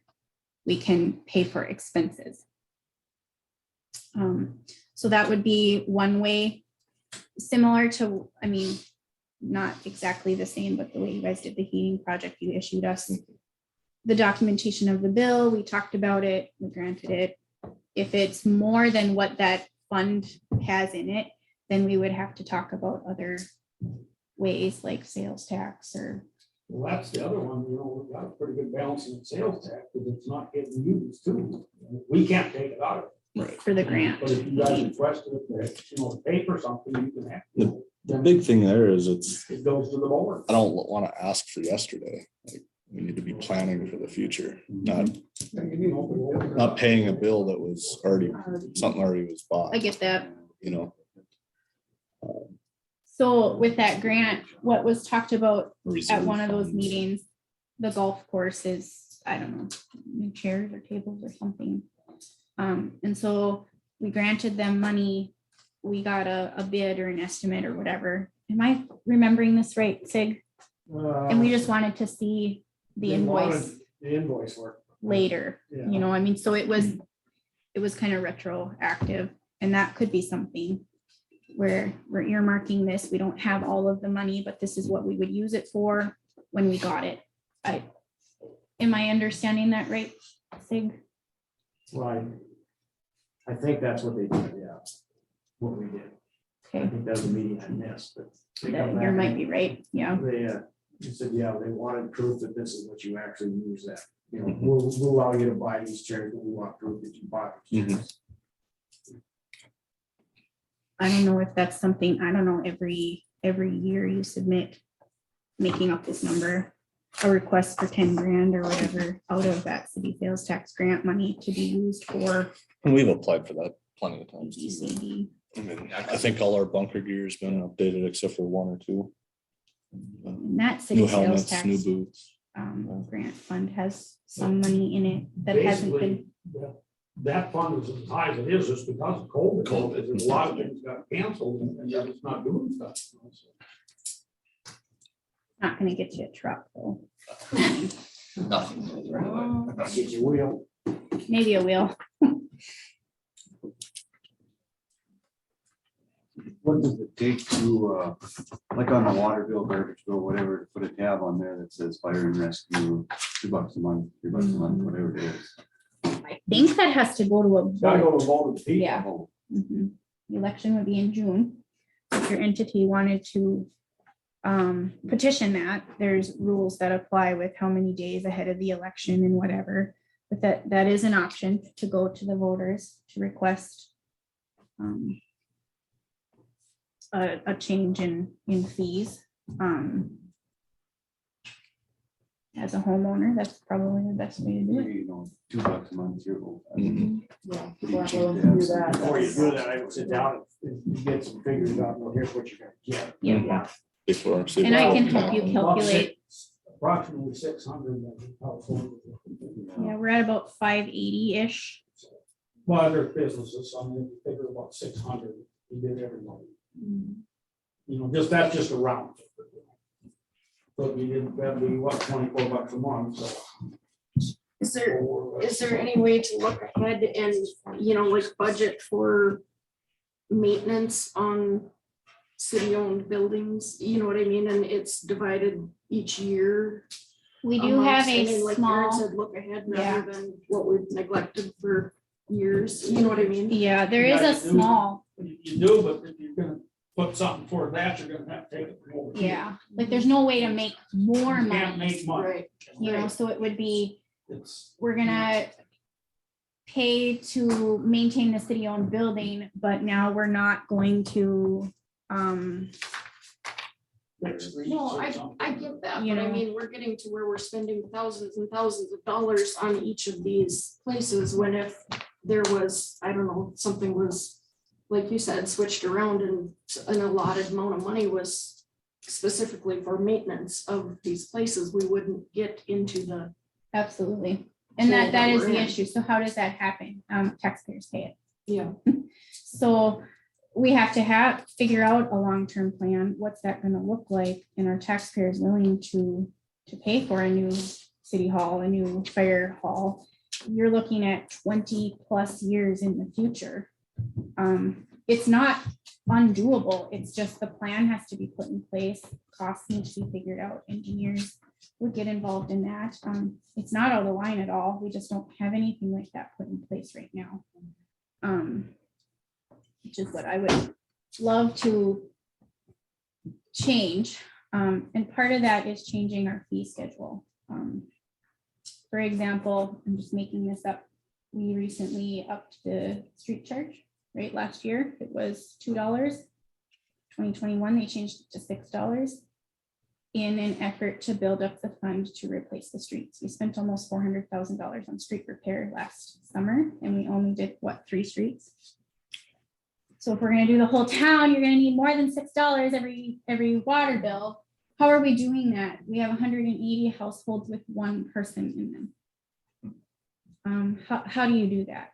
So these are all decisions that you guys, maybe I'm speaking out of turn, but these are all decisions that we need input from the community members on your fee schedule. I know I'm. We can't make money though. We The city's can't, not allowed right, to make a bunch of money. No. If you're gonna have a maintenance, you're almost gonna have to spend it every year. you don't have to spend it every year, but you have to have a plan. Yeah. And how many years ago was that before? To do all the streets in town and sewer, millions. 15.5 million. Millions. And that was years ago. So I mean, it's up from that. So I mean, that's just, it can't be done. That was gonna put $1,000 a year on everybody's house. Inspection for 40 years or that was, you know, it's just, it can't be done. I mean, I mean, we're talking about how do you get money out of residents? Well, the water bill and their real estate taxes. But we all know how we feel about raising the water bill and real estate taxes. Our I biggest mean, problem is this age community, there's many people on just on social security, they just can't afford it. I mean, you know, that's a lot of the problem in this town. but what we can do is partner with places and try and go after grants. Takes a lot of time, as you know, a lot of time. We don't have a grant writer on site. We don't have, I don't have the time to do that. So we'd have to pay an engineering firm to manage that for us. We could do that with specific projects, but not in open. So, Well, I'll give these grant writers a call and talk to them a little bit. I have several cards too of entities that, there's one in particular that has some free services. And I'll send you that card. It's called Midwest Assistance Program or something like that.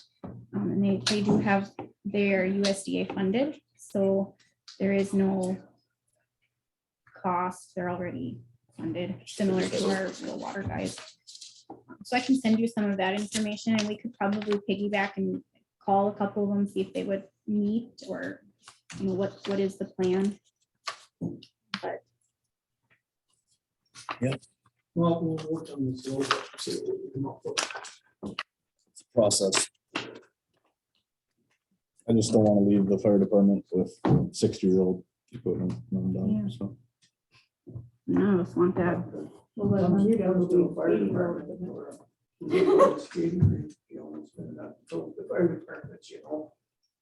Because that's more important, probably a little more critical. Yeah. You know what I mean? It's, There's a will, there's a way, so. what does the rural get every year? Up here? What? I don't know what they're, I don't know what it is. our insurance reserve check is usually 13,000. It's been. That goes to us. I mean, that's part of what we've been. The insurance reserve check, 13 to 15,000. I mean, is that what they get from the county every year?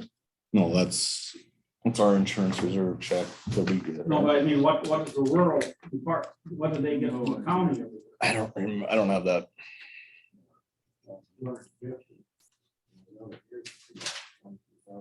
Right. And that's just what they've given us. They've got health. They've got their own account that has money in it too. Yeah. I think what did he say at the last meeting? He had 100 and. He had over 100 grand he could put down on a truck. Oh, okay. See, that goes a long way there. Yeah. Okay. I think instead of us being in between, you guys need to set up a meeting with that rural board and sit down and talk to them. Because we're just firemen here. I mean, we don't have it. I mean, they're the ones that make the decision. I mean, we can ask them for money, but they're the ones that make the decisions. The same with you guys. the problem is we can't apply for the grant. That's about, I'm talking for everything. I'm talking for the trucks in the building, the everything. I think you guys need to sit down with them and figure it out. So then all three entities are on the same page and not going off of the, not going off of 60, 70-year-old past words. Right. Aaron, who is on the rural fire department besides Bob? Justin, Oakland. Jeff Miller's the city. Kelly Smeltzer still on it.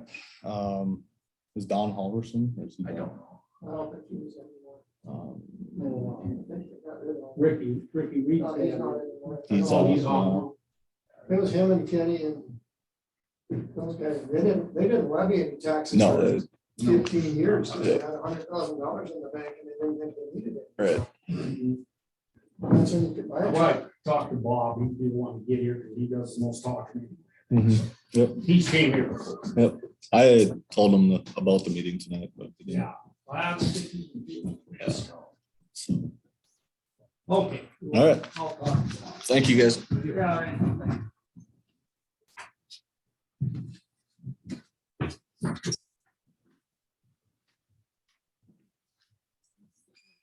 Yes, I'll take that. Okay.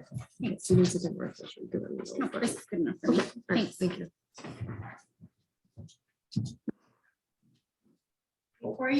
Before you move on to the next agenda item, Brad Moore wants to speak on behalf of the hospital project, and then just if anyone has any questions on anything for him. So I'll call him when we're at that point. He wants to be on speaker. And that would be just a little bit farther, but he said if anybody had any questions about the ARPA projects or anything like that. Oh. Then what do you have on the ARPA? The Public Works Committee met. I don't know if Sig wants to take that. Well, kind of prioritize. what we thought was needed. Not sure if the one sewer that we put in place, number one, that one is north of the school, running east to west to Second Avenue, is gonna fall under this. I was going through and that's not, this is all the rules. So hopefully it is. If it is, we put it as number one that needs to be fixed. Rudy said the storm sewers on Highway 281 need to be cambered and cleaned. He thinks that they're getting filled up pretty bad. And then number three on the list was the monitoring systems or the meter readers. Fixed reader. The fixed reader, there you go. See about doing that, so you would actually know if you have a leak just about within an hour. And I'm not so sure that even if you did all these projects, you'd probably have money left over. You'd have to bid it out. You'd have to bid it out, but we're just kind of estimating it. Well, maybe that's what, we'll just get some bids when it warms up. Yeah, go from there. Is the council okay with pursuing that? So my report that is due in April, we kind of just have to start on that. We don't have to commit to a project, but we have to have potential categories and things. You gotta submit the paper. Yep. Yeah, go ahead and you're so limited on what you can do. A lot Yeah. of it's wastewater, sanitary, not sanitary sewer, but wastewater. The sewer And actually metering. falls under clean water. What's that? The sewers actually fall under clean water. Do they? Yeah, we found that out today, yesterday. So that this morning. project we were talking about will fall into it. Okay, cool. And the other thing I thought that we could use it was a hydrant repair and replacement. That was another thing that we used. Well, yeah.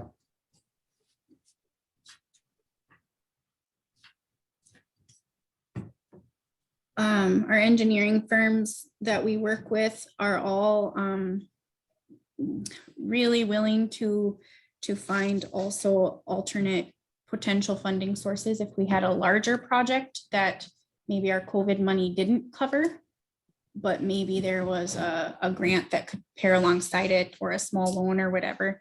And we have received several different types of funding options. I have not been able to look through them to compare grant versus loan and whatever, but AE2S prepared some paperwork for us, as well as Barry from Apex and more. So we do have a couple of different things that I have yet to weed through. My opinion would be we're only looking for grants. But so if we had something that was bigger or in addition to 3 or 4 different things, we could probably maybe find some additional funding. Do I need a motion to pursue that? Yeah, we'll probably do. Do you have? Or have a motion to have a go ahead and fill out the paperwork on that. I'll make the motion. Second. Been made and second and have Amanda fill out the paperwork on that ARPA grant. All those in favor, signify by saying aye. Aye. Opposed, sign, motion carried.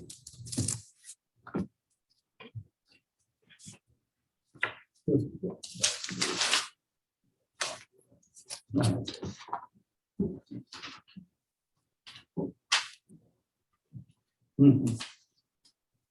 When were you supposed to call? More. After this,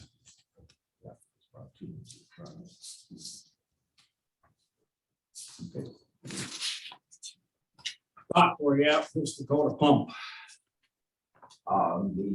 You're supposed to send another paper up to show that it was supposed to be 4 of the stations on there. So this is the original one? this is not the original. This is the 4. Oh, there is all. So this is the updated quote. Oh, okay. And North Dakota Sewage and Lift also was going to submit me a quote and I haven't seen it.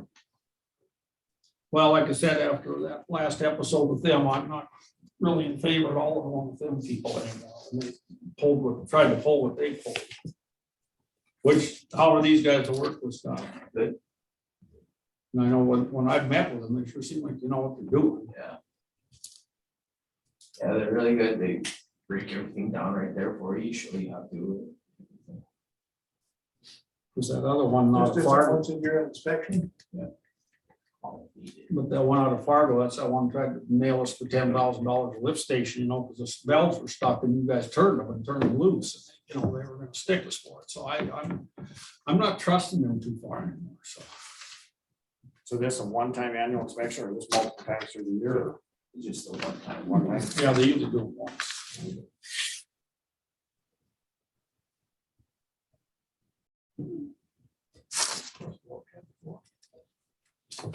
Mhm, I think so.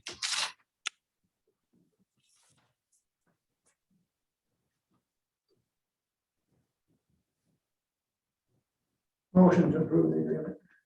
Okay. Motion been made to accept the Dakota pumps bid for the lift station repairs or a second? All right, same second, so.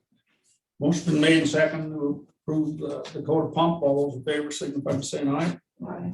Opposed, same sign, motion carried. The hospital project, that's what Brad wants to talk to us about, them, or? Yeah, just a small update.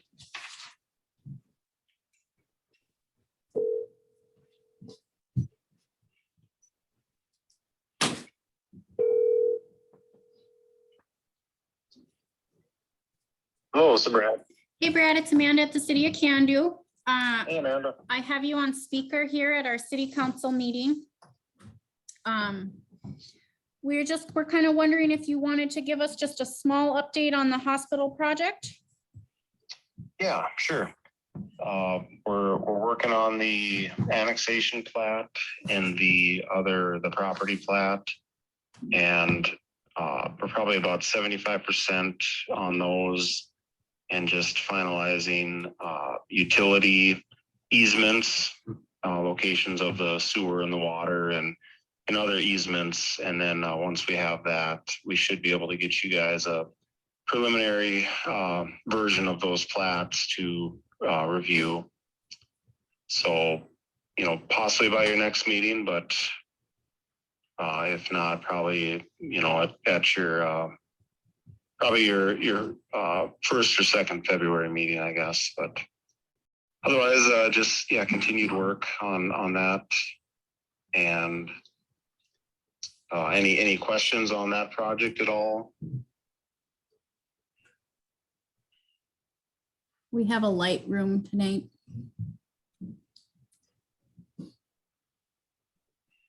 Doesn't seem like anybody. Just let me know if there's questions, but that's kind of where we're at. Just trying to finalize some of those utility locations and then wrap up the plats for you guys' initial review. Okay, well, that's really good. Anything else for us?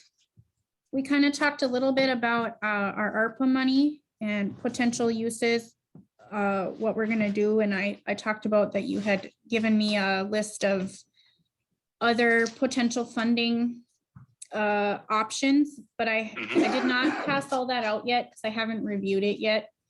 But hopefully by the next meeting, I'll kind of have poked at that a little bit to see if there is anything that we need on that from you. Yeah, I would say, just if you guys have, if you're looking for estimated costs or things of that nature, we can assist you with that, to try to help prioritize, the needs or what you guys are looking at doing. So just let us know and we can help you out as best we can. Did Jim Gibbons, I have one question. Is that hospital thing still on track for 2022 construction season, or is it going to be into 2023 before we actually do anything there? You probably don't know, but I just wonder what the status of all this is. Winter's, it's going to be spring before we know it, and I don't think they're ready. I don't think they have their funds. I think the goal, they keep stressing that I think the track and the field component, they're trying to push for that to be ready for, I guess, for the fall season, which, that might be a tough, at least, to be able to play games on the field. But it seems like they're pushing that component. I think the hospital construction, that's definitely going to spill into 2023. They might start, components of it, but it won't be complete in 2022. It is my best guess. I don't have, I'm not in the weeds very far on some of those details, but just from what I've, kind of gathered, that's kind of the track in the field. They're pushing on that one, and then hospital itself will probably spill into 2023. I don't think the hospital is even supposed to be completed until 24 if they go on track, on schedule. Yeah, and I got, like I said, I haven't seen a timeline or anything like that. So you probably have more knowledge on that than I do at this point. But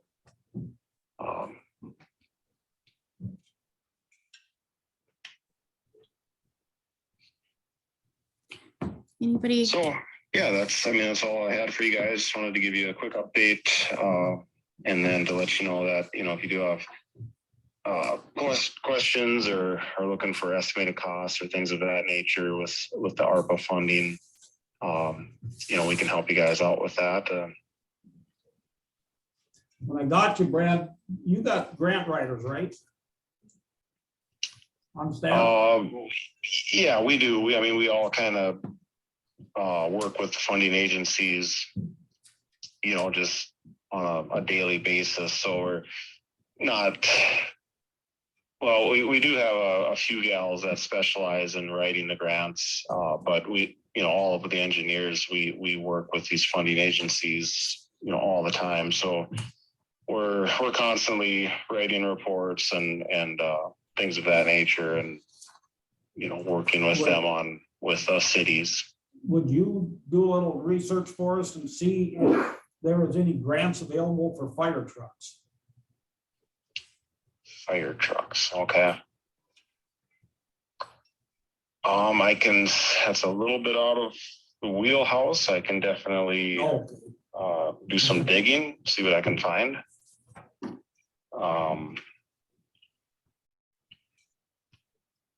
So we want to buy a $1 million fire truck, so we need a grant for 500,000. Okay.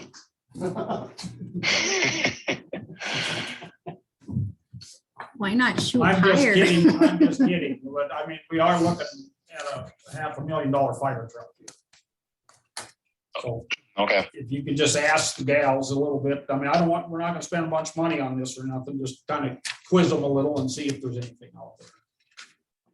yeah, I'll do some digging. I'll see. There might be some communities that have done or purchased fire trucks recently, and might have a couple leads I could follow up on. So yeah, if you want, I appreciate it. Yeah, I'll see what I can find, and I'll give me a call if you find anything. Okay, yep, sounds good. Okay, well, thanks, Brad. Thanks, Brad. Yeah, thank you guys. Well, just give me a call if you have any questions, and we'll go from there. All right, sounds good. Thanks. I'll be in touch soon. Thank you. Okay, thanks, Amanda. Yep, bye. Bye. Amanda, I have one other question about this grant stuff. Have you been talking to Sandy Schneidley at North Central Planning? She is on my list to do, yes. She's a very good resource. We also have the map guy, Midwest assistant entity. They are free as well as Sandy is. Most of her services are free. Once I get a little time in my schedule.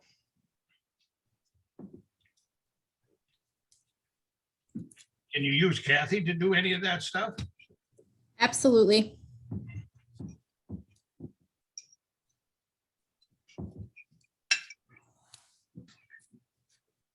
Well, okay.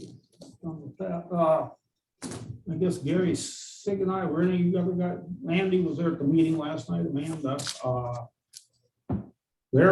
He's still shooting for this big deal out at the fairgrounds, and he seems to think he'll get 3,000 to 5,000 people. I don't know. I thought he was gonna have it just in February or something, Amanda. Didn't you just tell me that? No, July 18th. July. 16th. 16th, yeah. He's gonna have his website is up. His website's up, yeah. And I didn't click around on it much, but pretty soon I think you can order tickets.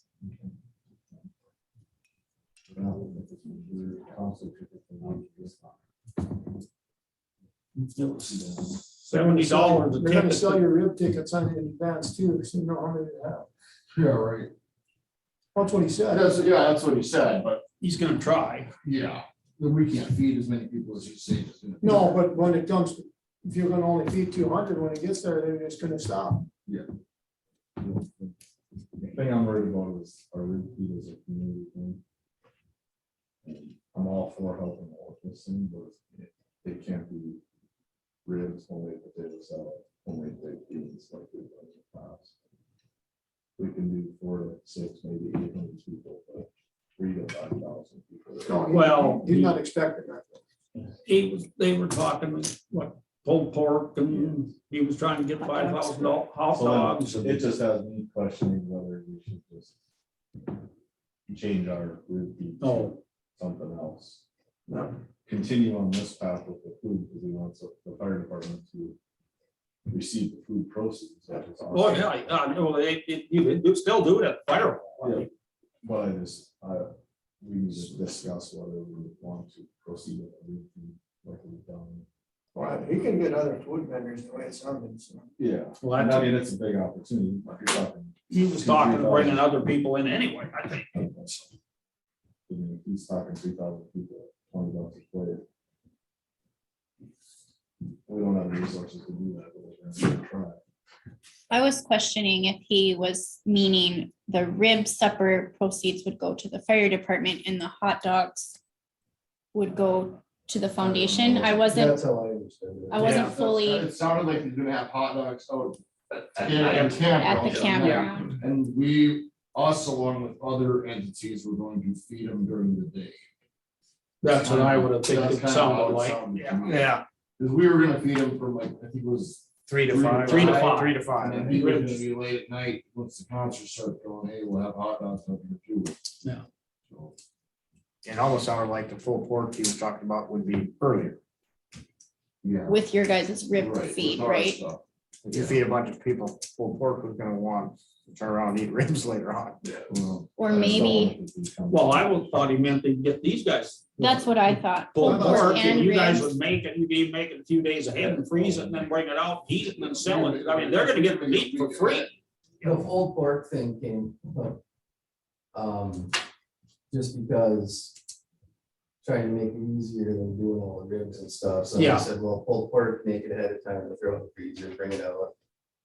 But the way I understood it, anything the fire department touches has to do with, They whatever get- income comes in from that's going to. That, yeah, that's fire department money.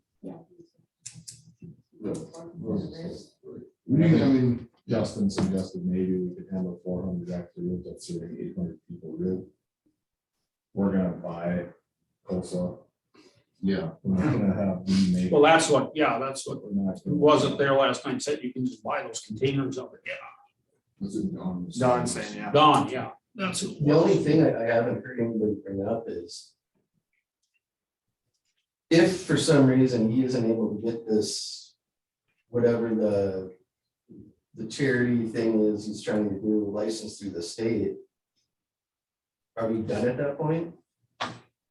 I would imagine, Does he not have that? Not yet. didn't Well, he sound said- like. I thought on the phone the other day when I talked to him, he said he had it. So you, I mean, Last night, no, it sounded like sometime in February is when he's supposed to find out. Like I said, if they don't do that for some reason. And the other thing is the insurance, I mean, he's got to pay for that and get it all covered too, that, And I don't think. you know, and he doesn't have any bids on that. Probably isn't. cheap. Well, that's the other issue, you know, if he's able to hire an outside security company to, you know, work the dance, which state law says it's either law enforcement or a licensed security agency. It'd be wonderful for us. Otherwise, you know, we're talking to surrounding counties, trying to find 30 other people to, you know, come up and work for 4 hours. What point did we find out if this is 500 people or 3,000? Well, Only 500 people show up. The online ticket sales should help. I imagine when he starts selling tickets here, I think you're online, What is our it was deadline? $70, I think it was for a ticket. I think we could request him to have one. Because we can't prepare for 3,000 people. The and rest of 500 it, show up. so. Mhm. yeah, it was 70 for a concert ticket, 35 for a raffle ticket, and he has on there, he must be present to win. Oh, he did? And he, because that was his thought, he goes, I'm not worried about having too few people, I'm worried about having too many people.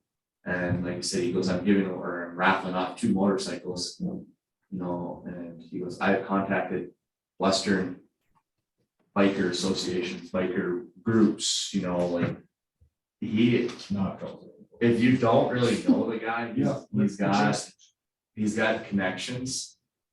And I've just worked with him here recently, but yeah, I don't know, the logistics of things just seem, that's, you know, it's just, there's so many questions that you can ask. On the ground. Well, that was It's all one over thing with by too, 10 was- PM. Yeah, you wanted So- it done by 10 PM, just so that people could filter out and get out of here, which was awesome. That's good. Right, because they're not for the doors and that's. Well, he even suggested last night if you want to rent out your backyard for tents or whatever, so people would stay. Yeah. And I think just going by, You want to. Yeah, they're probably gonna be there anyway. you know, going by past events and stuff, you know, Cando had that 125th. That was the most people I've ever seen in town for something like that. I have no idea what number it was. But for something like this, I gotta imagine if even 1,000 people showed up, I'd be any more, you know, the more people, the better. It's all the money's going to a really good thing. But it's summer, people have vacations, people want to get out of town, not stay here. And that's. And a 1-day deal. Yeah, so I don't know, like I said, if we can get 1,500 people here for it, great. But fingers crossed. But I do think the advanced ticket sales will help with that. Mhm. Trying to get an idea. That'll show a lot. How quickly things, you know, Maybe he won't do a lot of advertising. Oh, no, he's about ready to go to TV and radio. radio and TV. Yep, that's what he said last night. But I mean, up towards events, Right. Yeah, there won't be any. yeah. People showing up. Lisa, you're gonna be working.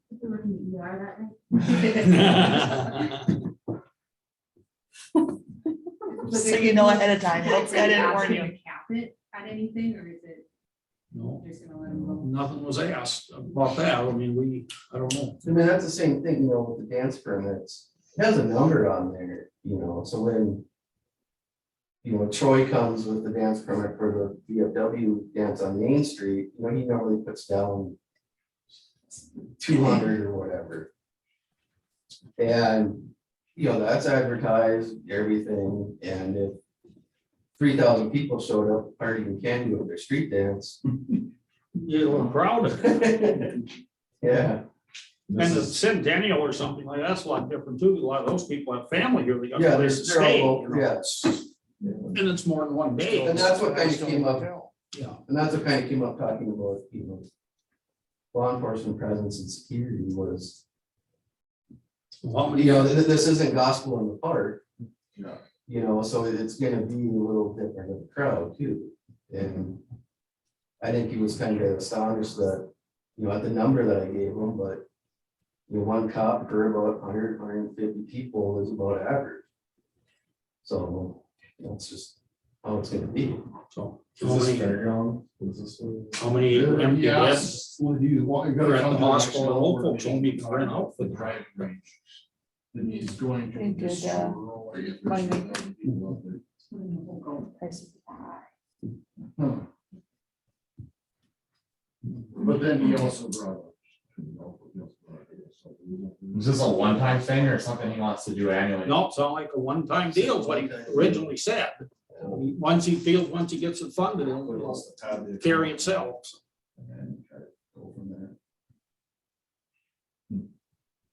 And that was another one, I guess, the fire department was one thing he mentioned, if they needed help, maybe some money there to put out. He asked us until I told him about the fire truck thing, and then he kind of, this isn't my knot, I'm like, well. So, You asked. I told you. so, Question anyway, That would be kind of towards you guys, and you guys, he asked us about selling liquor out there.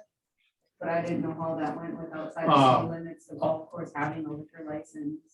that, if people walk over there, that's good. Otherwise, he was gonna try, he figured the bar should all get together, there'll be nothing but keg beer. Okay. And then they are gonna supply mugs. So there's not people throwing bottles and glass around. You You buy just, a mug and keep you refilling. just walk around, you just keep refilling. So it wouldn't be us selling our own stuff. No, I believe he's talking to Jerome about bringing something like a trailer or something that just. Or they got a- Taps are on the outside of it, just kind of how we explained So it. it would be more just like us. Serving. Right. So I gathered, yeah, like maybe you and the two bars would get together and then you each, at the end of the night, you just split the money, you know.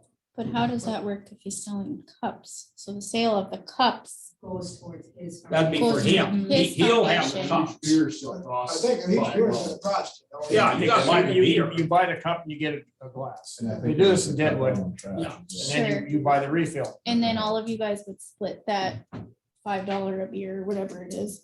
Yeah, that's what I think he had in mind, the way I understood it. Yeah. So it's- You would buy the cup from the foundation or the, I don't think that, Chad's, or I heard Chad saying. yeah. He doesn't, No way. the way it sounded was, you know, he doesn't want somebody out there working like that and not being, you know, compensated or, you know, that kind of thing. You know, so the way I understood it was, yeah, who's ever out there, you know, from a licensed liquor establishment selling, that's yours. That's what I understood too. that's what I understood. Yeah, you buy the cup from him and then you go over here and you fill it at the tap and then I think what he thought was that the bars would just divvy up the money at the end of the night. You know, everybody would be together. But I think like he had a truck or a trailer with spigots all over the Yeah, Jerome outside. has one. I've seen them before. and- But isn't that what it meant? Yeah, it's a Yeah. reefer trailer, like a, I don't know. Kegerator. Right, it's a kegerator. Okay, Like a, 12-foot enclosed trailer, basically what it is, what it is. but that's something he'll need to get with you bar owners on, I think. Yeah, he did call us. Oh. I just wanted to check the logistics with the golf course liquor license, Yeah. making sure we weren't. And I think what I understood last night, if you want to walk over to the golf course and get a mixed drink, he doesn't have a problem with that. I mean, that's if they want to be open, isn't that what you got? That's kind of what I understood, yeah, it's like, like the golf course is gonna serve liquor. And then everything else is In Right, clubhouse. in the clubhouse, yeah, Yeah, like inward, I mean. yeah, it's a full price. Oh, we don't have a room, it's like that area. We have to serve on both, you know. Yeah. Two packets, so. oh, outside. Now, that might be, Sarah, you and the bars might have to get a permit from the county Okay, out there. I'm not sure yet. on Because that. if you're gonna have a dance out at the pavilion, say, yeah, you have to go through the county to get it. right. Is So that- I didn't know if we weren't, like, if we'd say we're just volunteering our time to go help them, we wouldn't, like, if we're not bringing our own liquor out there to sell. Could the golf course liquor license be used out?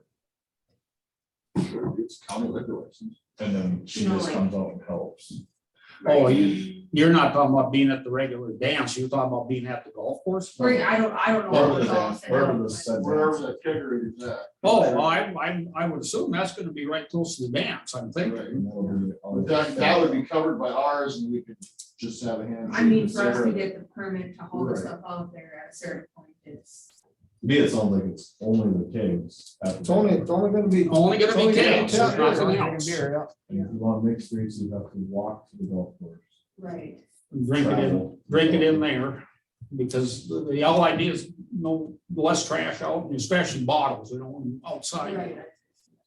So if the golf course's liquor license will work for that event. I don't know. You'd have to without look her at, having to apply. yeah, you'd have to look at the golf course's license, because in town, they have very specific, they can operate on first floor on this square footage. So you'd have to look at the golf course. On our wedding. and then the golf Permits. course did ours. So you think it covers their own liquor, Yeah. And then if it's off-site of that, that's where that would come in. Like you would apply for an off-site liquor license so that you can operate, even though you're not the one supplying the beer, you would still get revenue from that. And therefore liquor sale, taxes and whatever.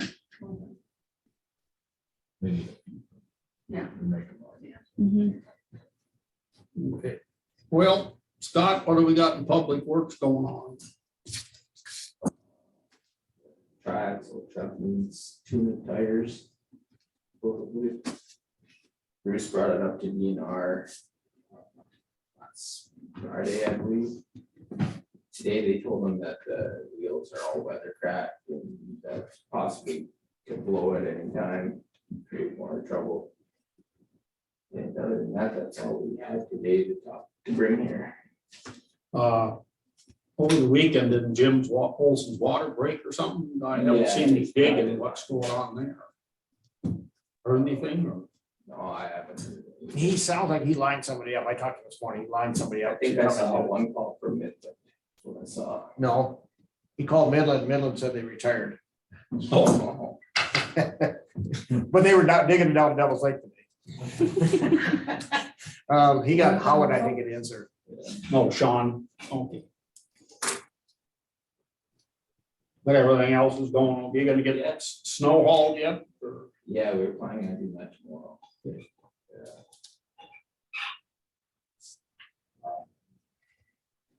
Then we just gotta go and finish a couple hydrants, finish cleaning them all out. And, everything's been going good. I had a question about the Public Works and their work week and how that all works. So did we decide that it's an 8 to 5 work week with no flexing time? Or did we decide that we're flexing time on storm weekends? Because I have heard the council say it both ways, and I don't know that, I don't have clarification, and I'm not sure that the guys do either. Speaking for Scott here, I'm sorry. Well, the big problem with that was we took time off there and we moved it rather quicker than we thought without hauling it right away, so we have leftover blink hours there. Less what? We don't have enough hours.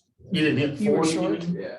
Oh, And the problem with flexing time, and you have to be careful with labor laws, if you are flexing time to not meet overtime, you flex at the same rate as overtime.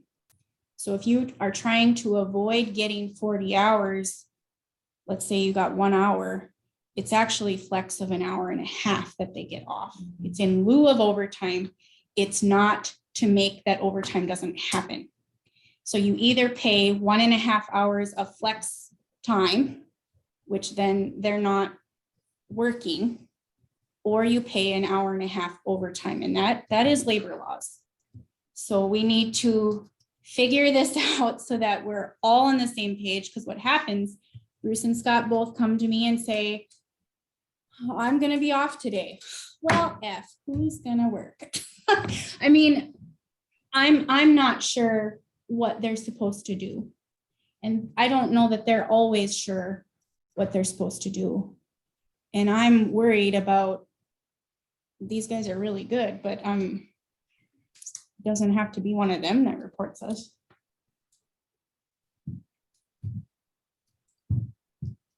How short do you figure you were? I don't know, I haven't went through yet, but I flexed quite a bit of time, because I thought the storm was gonna be bigger than what it was. Yeah, everybody did. Yeah. I thought we'd be moving snow through the weekend even. So, I'm not really worried about it, it's just. Well, I am. I mean, from a budget standpoint, we gotta know what we're doing, what we're paying.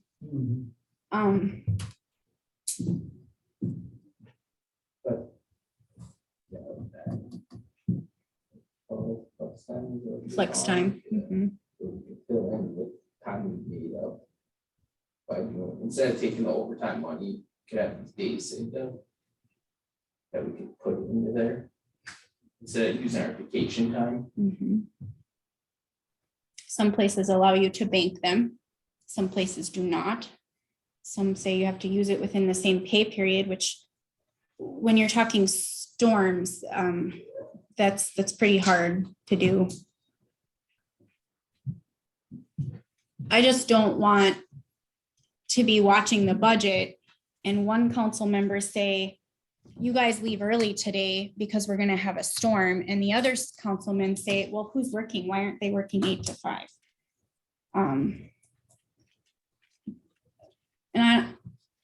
This is me speaking out of turn probably, but I don't know who is the go-to person that makes those decisions in the moment when it's Thursday noon and we have a storm predicted for the weekend.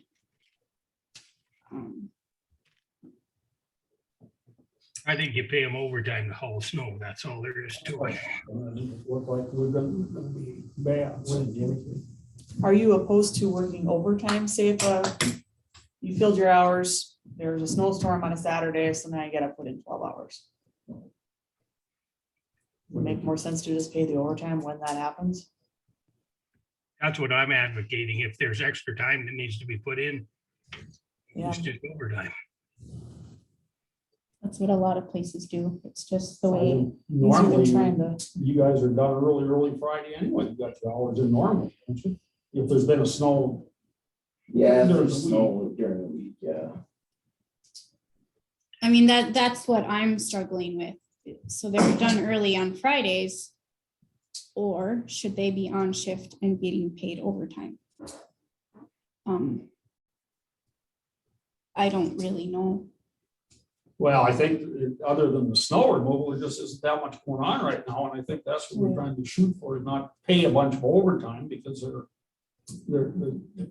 what are they gonna do with that day? You know, Friday, if they sit there all day, Right. there isn't that much to do right now, I don't think. I don't know, have you got lawnmowers and stuff ready yet, or? We got one. We're trying to get it out here. Tipped off. I mean, there's the maintenance is done on the machinery, there ain't a whole lot to do, that's why I guess it comes about. It's only really an issue when like a storm hits at the end of a week, right? Yeah, that's Where what everyone is done. Yeah. But then I could, in theory, have no guys working Thursday and Friday because they've made their 40. I thought that's what we were moving away from. Well, right, yeah, you don't want them to get all their hours in 3 days and then have nobody working for 4 But days. if they have a storm on Tuesday, Wednesday. That's what happens. That's what happens. So then what is the direction that you guys want to do? Do you pay them off? You're finishing out your 8 to 5 through the week on Friday? Or do you, are they off? I think you have to have somebody working.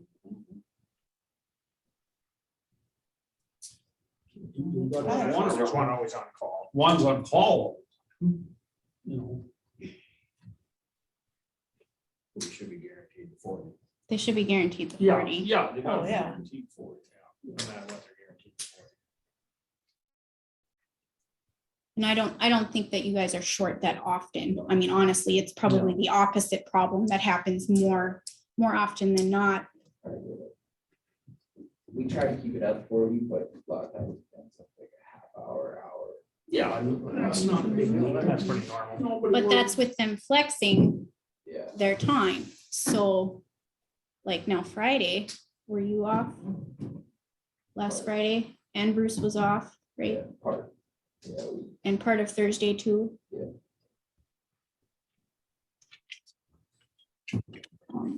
It's just a,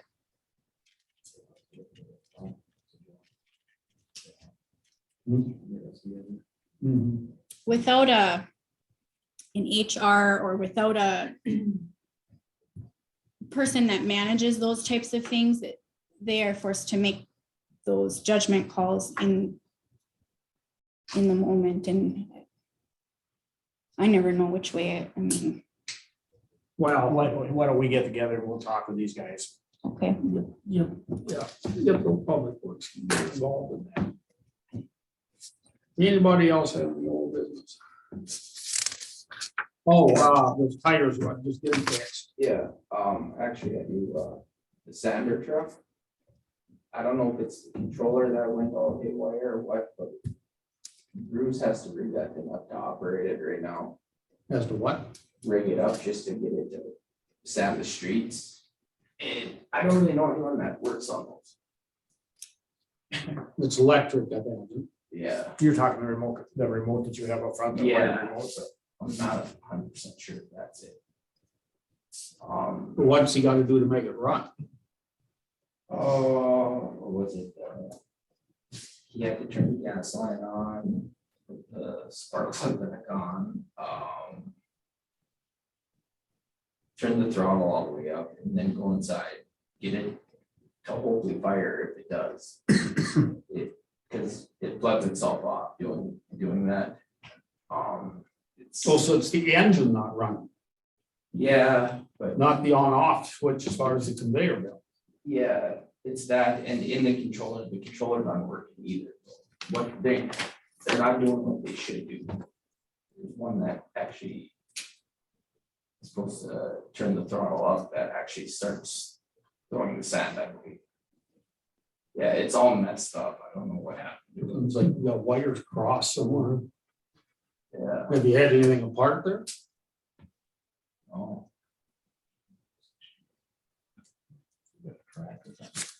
So it sounds like cracked wire. Yeah. Trace each wire down. I did, and I didn't see anything. I think Bruce even did it too, not 100% sure with that. but,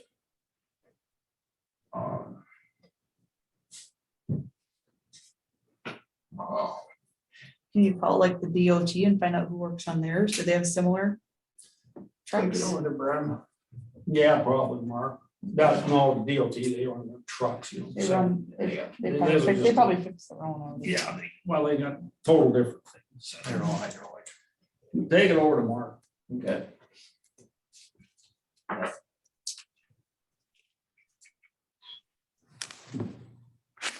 Anything else? No. Anybody have any new business?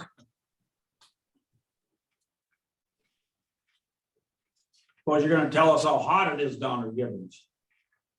Well, it was about 70 today. It wasn't blowing, so understand it's pretty windy this afternoon there, huh? Yeah, she got over 40. And it's dropping like crazy, so damn, so. Did the north end of town all drifted shut now, or? No, Okay. well, if not, we'll move on to the. I don't think I have anything else. We'll move on to the financial.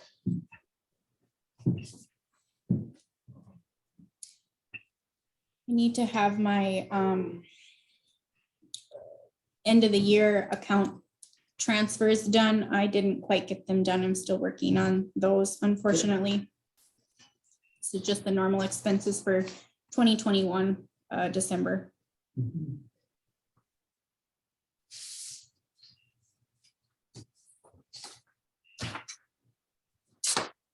Yep. Don't see anything out of line there.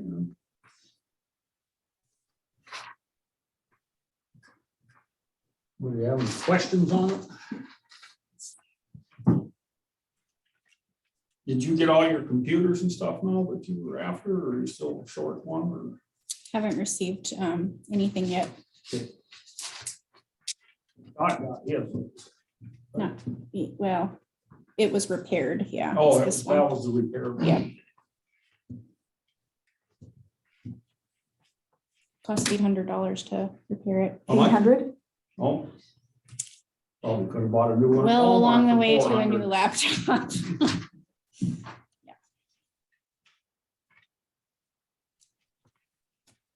Bills.